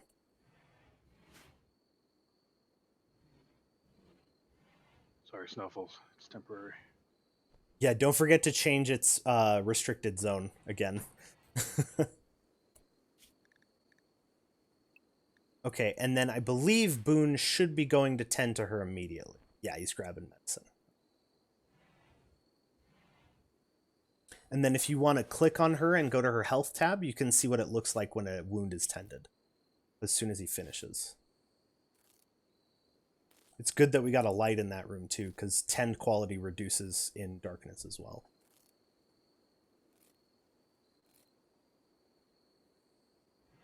There you go. So if you want to hover over the bandage icon on the gunshot from the bolt action rifle, you can see the 10 quality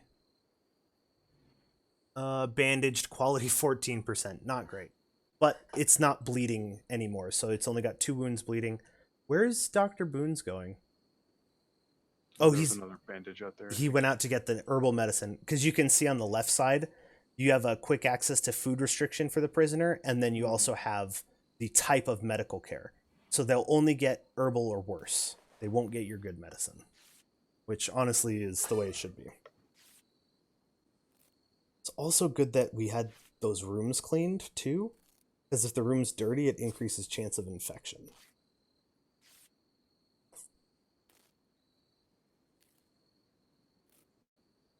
Okay, and then he's doing doctor care only for the last one. Most important thing is to stop the bleeding. They'll get over the pain of loss. They'll get over it.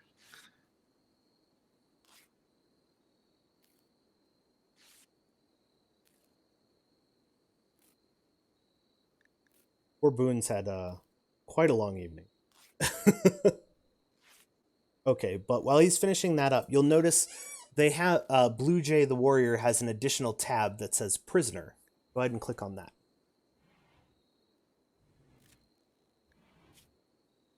So this will tell you how difficult it is to recruit them right now, which is 91%, 17% chance on interaction to successfully recruit. You cannot recruit them until you break their resistance. The resistance remaining is 28. So if you select the recruit option by clicking the bubble, your warden will interact with them, reducing their resistance every day until it is 0. Then they will immediately start trying to recruit them. So it'll take a little while, but you're basically working her down, explaining why she should join. Okay. So if you want her to join She's your... also worth a lot as a slave. Yeah, you can sell her to slavers. It does do a temporary mood penalty to the colony when you sell a slave, but it's not a big... she's got decent crafting, and she's got decent intellectual. She's an okay shot, too. Otherwise, hauling and cleaning slave wouldn't... Hard worker, so she'll get it done fast. But crafters are super important mid and late game. So it's good to kind of gain a decent crafter on the way. Because tailoring, smithing, and machining are all crafting skills. But that's basically how to do colonists. Just bear in mind that's an extra mouth to feed as well. Well, we lost all the rat meat. The nicer the bedroom or the prison cell is, the easier it is to recruit them. The better the social skill, the easier it is. Spork is chatting with her now. He does have high social. Oh no, Yeah. that's also Boo. I think should see in a second here. He'll say like resistance difference or something like that.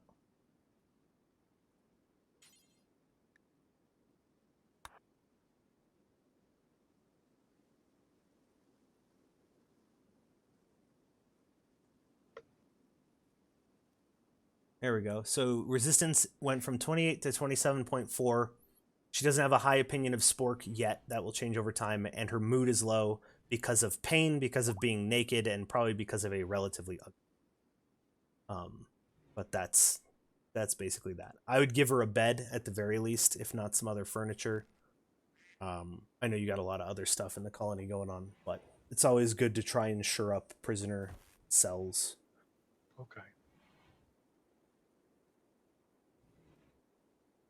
But yeah, the only other kind of like core mechanics that we haven't gone over is quests, which I wouldn't really worry about. Most of the time, they're not worth it. Research, which is pretty simple. It's like any other tech tree in any game. And caravans, which is much later in the game. So I think you're good. I think you've seen most of the base of it. The only other thing I would suggest is go into your architect and go to production. And yeah, so you have access to a stone cutter's table, which means you can make stone bricks, which you can build out of. Art bench is how you make sculptures. Tailor bench is how you make clothes. You can also make a tribal wear at a crafting spot. Smelter is just for like melting down steel slag into steel. And the simple research bench, this is where you go to build your research bench to enable research. So, Okay. oh, oh no. Yep, the prisoner. Blue Jay's gotten sick from infection. Infection in her torso. Ensure you have a medical bed and a doctor. Make sure that Blue Jay gets proper treatment and spends as much time in bed as possible. So basically, I need to make her a bed. Yeah, That's what it so sounds like. if you click on her, go to health, infection minor. Whoa. Oh, that went to the log. Oh, hold on. So, needs tending now. You can see the infection is progressed 0.38%. If the infection reaches 100% before immunity, she will just die. Oh. If immunity reaches 100%, she's good to go. It'll go away over time. Basically, she's just sick for a little. Yes, I would get your best doctor, Boons, and I would force him to tend her right now. If you want her to actually, first off, let's back up. You need to make a call. Is she worth your good medicine? Or do you just not care enough and don't want to deal with it? Because you're gonna have to use your good medicine to save her.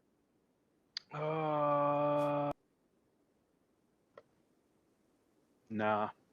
Okay. Then in that case, I would go to prisoner and I would just mark release. Actually, she's still guilty. I'd just fucking mark execute and kill her ass then. You can release her and that will improve relations, but I'm pretty sure this was the Savage tribe, so you can't improve relations with them anyway. May as well just kill her, since she's still guilty for 15 hours.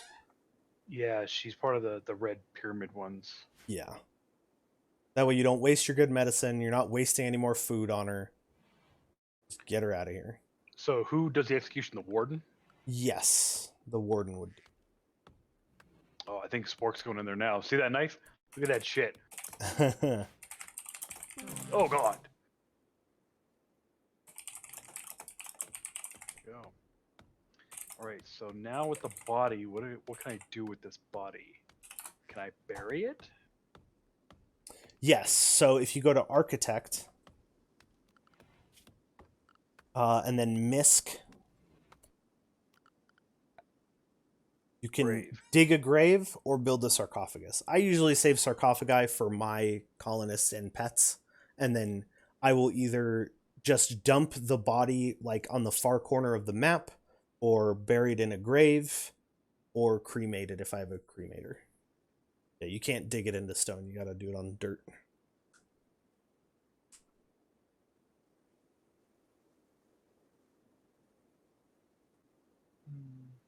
Let's do it over here.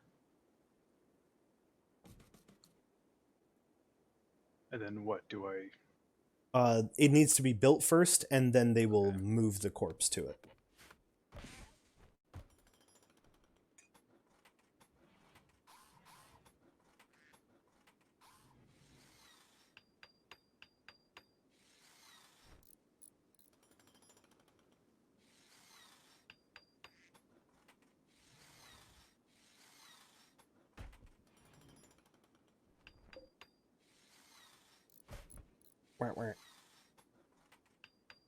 Ooh, your windmill's at full power. That's good. Yeah.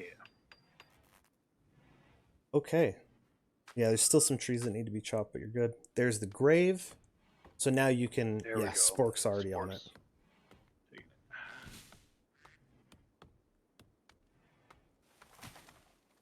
Boom. it. And then I'm assuming I have to have somebody clean this up, right? I would highly recommend cleaning it up, yes.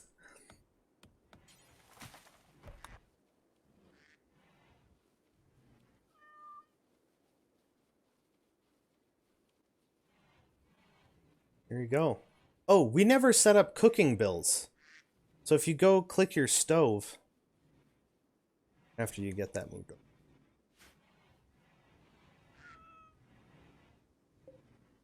and then add bill,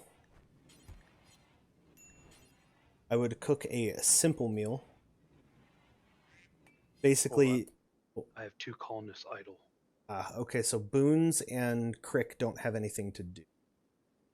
Okay. So are you still blocked? Blocked by a poplar tree. Assuming it's going to be these 3 things here. Oh, it's bottom left corner, little baby tree. This one? Yes, that one is blocking it. Okay. So do that. Then grab these, haul. Nope. Haul. Just clean shit out, right? Yeah, definitely. Okay, that's good. And then I also want a butchery room next to this one. Yeah, you'll want a butchery room and a research lab next. You also might want a chair for the stove and a light in the kitchen. Just some ideas of some other things you may want to get done. Furniture, chair.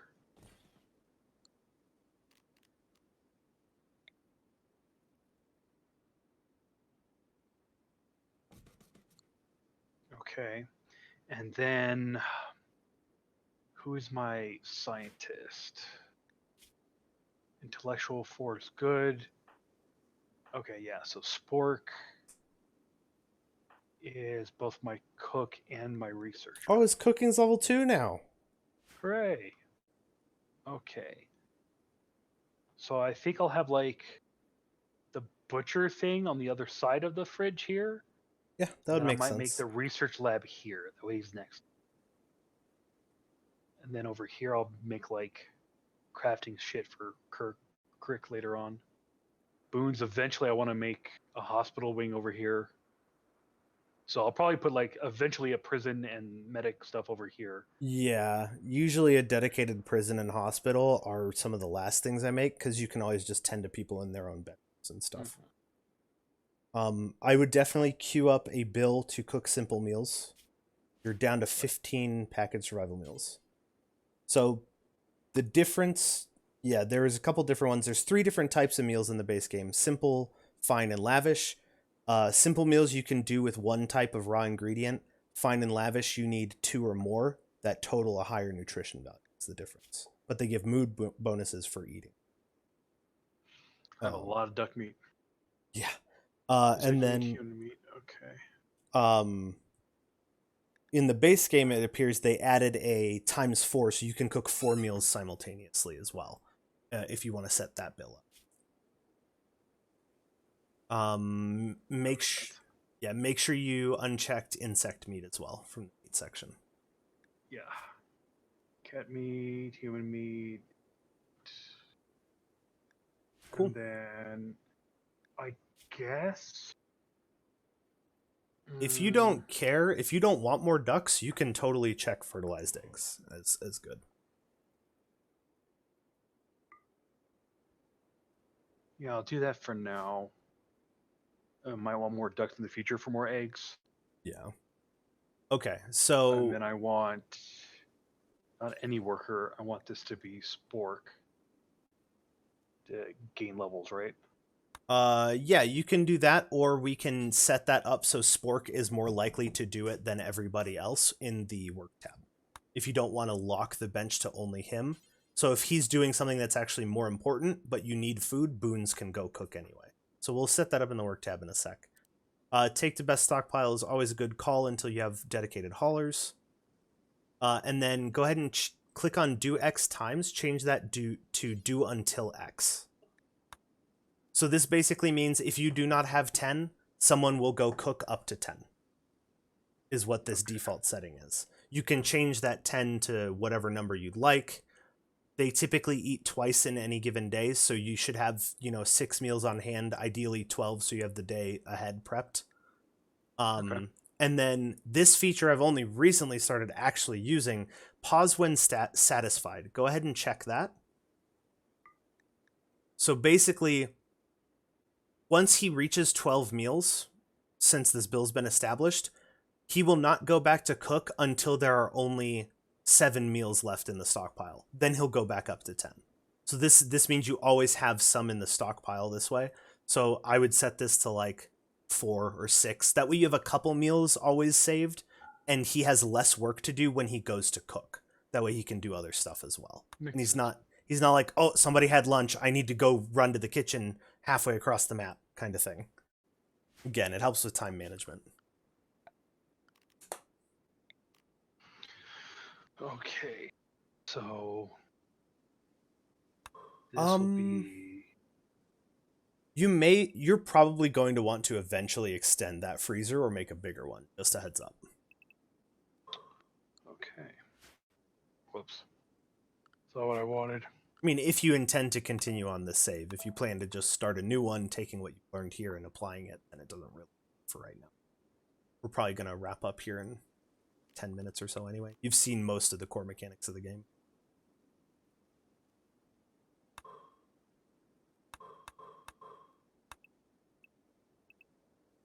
That should be good enough butcher room. Doesn't need to be too big. Yeah, that should be fine. Okay.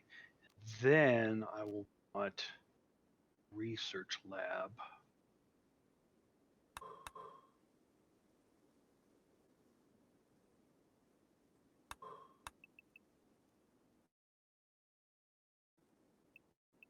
Do I want a big lab? The research bench itself is a 2x3 bench with a interact point in the bottom center. So This.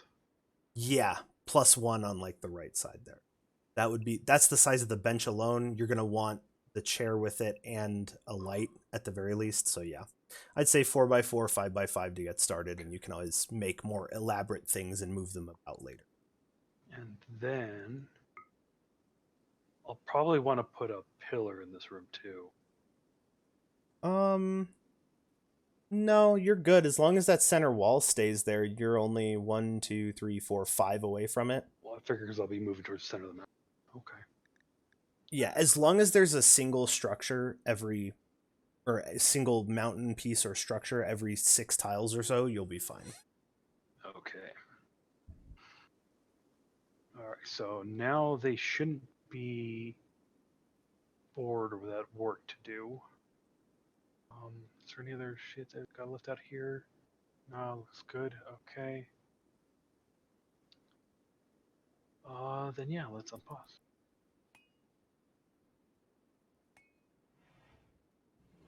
Hold on. Okay. So why are you not doing anything? Let's look at the workflow. He is on recreation, I believe. Maybe He's praying. he's praying. Yeah, that's self recreation or whatever. You can always draft and undraft him to get him to requeue his behaviors, but I think they're all just kind of upping their recreation right now. There we go.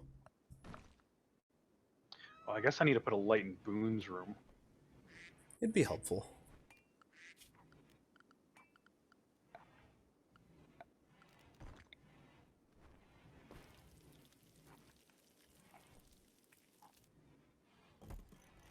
Oh, we never set it so that pause real quick. Once you get done laying that cable, go ahead and go to the work tab.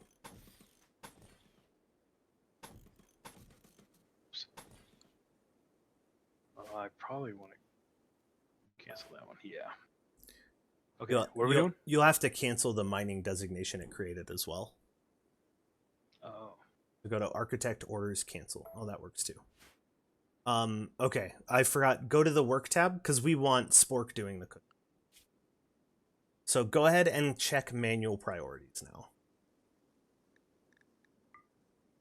So hold shift and left click on firefight until it says 1 in all of the columns. No, the word firefight. Oh.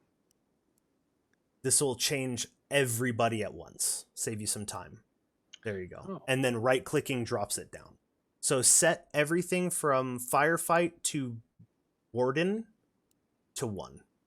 And then you can right click to drop the or this way these will always be done before anything else, because a lot of these are like not dying related stuff, or hauling urgently is meant to be the top option kind of thing.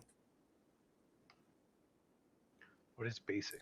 Basic is like flipping switches, yeah, releasing prisoners, opening containers, stuff like that. That one you can leave on or off. I usually manually designate switch flipping and stuff anyway, which you don't even have switches, so. Yeah, exactly. There you go. You can either take him off of it completely, or you can leave him at 4. That way, if he has absolutely nothing else to do, including clean, then he will decide to cook. Okay. And this way, basically, the way this is going to read is it's going to check for firefighting, then patient, then bed rest, then haul, and then it's going to skip basic and warden and check for cooking next for Spork. Is how that works.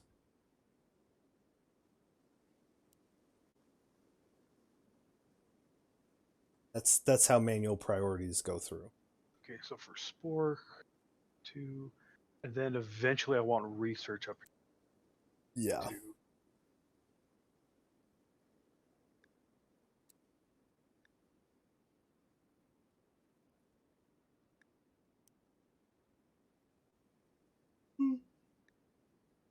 Ugh. Put that low for now. That'll leave mining at 3, warden at 3, yeah. Because I think Boons will want the. He's got the better warden. Social.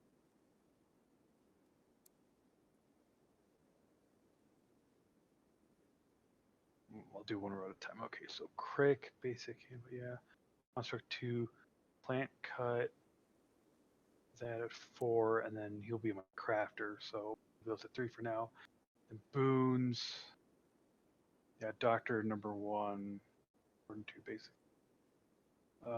Grow. As it stands now, he will warden and then grow and then mine, which I think is probably a good way to do it. Because wardening typically only occurs once a day if you have a prisoner. Growing is typically a one period of bulk work of either harvesting or planting, and then you're done for a while. So I think that setup would be good. Okay. Yeah.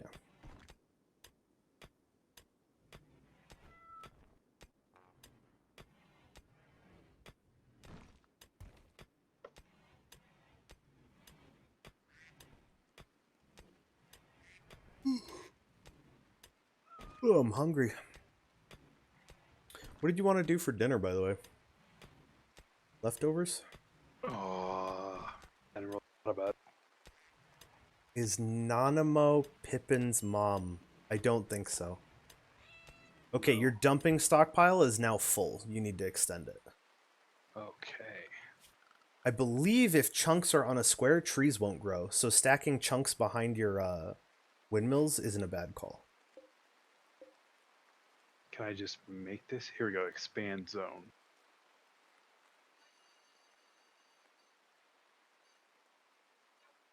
There you go. Then I gotta worry about this here in a little. Now I guess the warehouse would be another Yeah, good one. I would come up with a warehouse or storage zone or something, because you've got a lot of steel just kind of sitting around.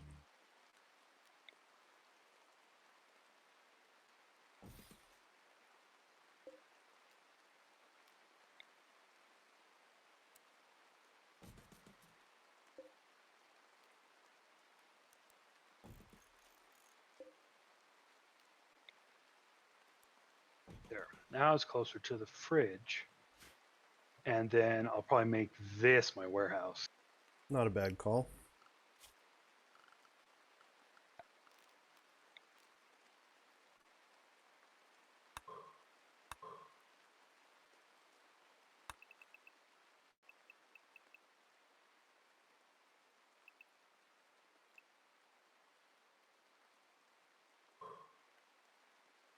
It's big, but that's fine. That's actually pretty modest, at least from what I usually do. So you're good, and you have room to expand, is what Yeah. counts. That lamp needs to be built in that kitchen. Oh, he's doing a bunch of haul jobs. That's why. Yeah, they're done with the hauling now, so now they'll shift their priorities. Yeah, Spork's doing Now the he's cooking. cooking. And then I think Crick's about to go make shit.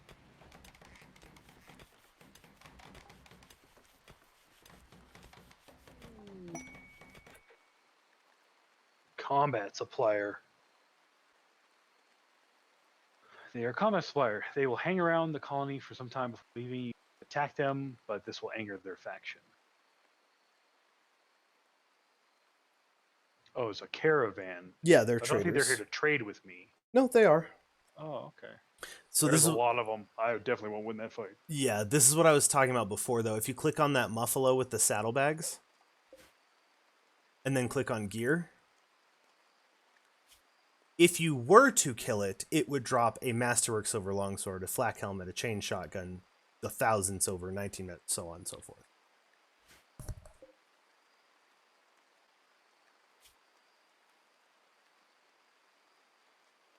Looks like they've got some decent stuff for sale though, so you might want to definitely look at it when they get closer. All right. Set phasers to steel. Ugh. If you're interested in seeing like their arms and stuff, you can box over their colonists, and you can see a quick list of all their equipment. Well, leaving one behind, we can pick them off.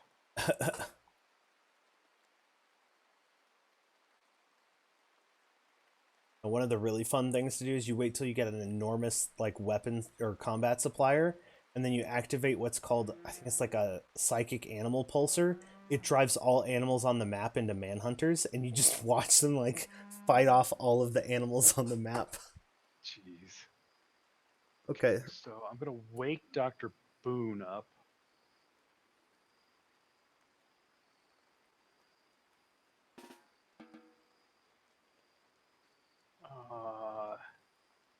And have him. Do I right click? Mm-hmm. Shot by Dr. Boone's. Oh, here we go. Trade.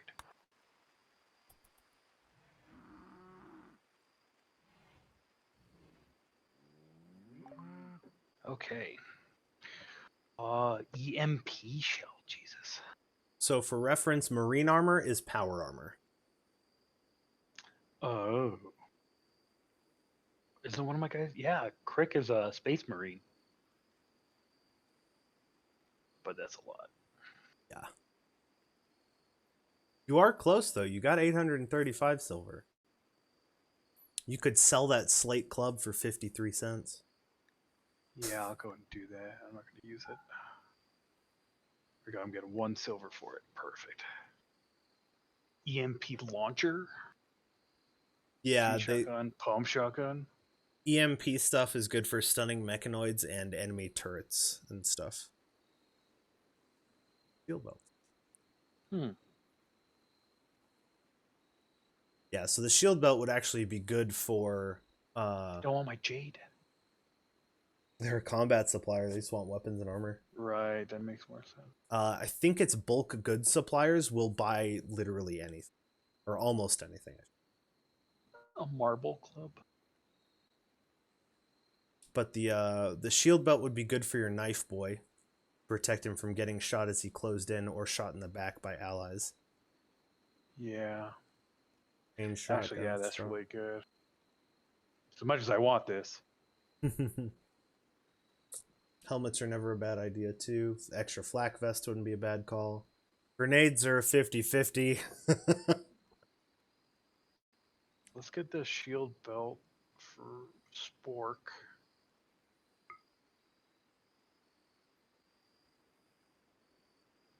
And then,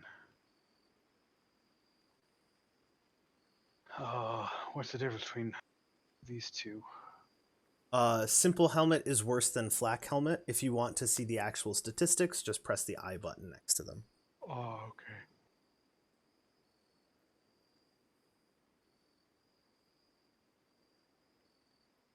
Black helmet's probably going to provide better piercing, slashing, and protection, basically. Simple helmet. Might get that for Crick because he took everything else but the helmet. So maybe giving that to him would be good. Make him the warrior. Yeah, keep him safe. If he goes out, he's the one that would go out hunting too. So if you need to deal with like a aggressive wolf or something, Yeah. safer. All right. I think that's pretty good. That's gonna be most of my money. Yeah, but again, like the silver sitting there is still making the game more difficult because it's raising your wealth, but it's not actually making you any more powerful. So it's not necessarily a bad thing to spend your money. Doesn't hurt to save some up. Dude, that duck is literally asking to be butchered at the butcher spot. Yeah. I noticed that.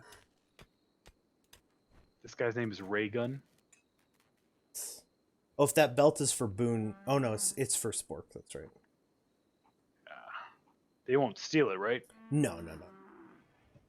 The caravans will not eat your food. They will not steal your stuff. They'll simply use your chairs and tables sometimes. This guy's name is Dick. Wow. Alrighty, but I think with that I will probably end the stream here. We went over a lot of the basics and a lot of the interfaces of the game, so I didn't die. yeah, you killed that rat too. It was great. All right, thanks for watching. Those of you who are still around, be sure to check out the Humble Bundle link down below. If you make any purchases, a little bit comes to us, but the rest goes to a fantastic charity. And there's some really cool indie games on there right now, like Gris, Gris. I don't remember how to exactly say it, but that one's pretty creative. Looks like a really beautiful game. As well as a bunch of other cool ass stuff on there. So be sure to check it out, and we'll catch you guys later. Hope you had fun. Hope you learned something. Bye. Bye.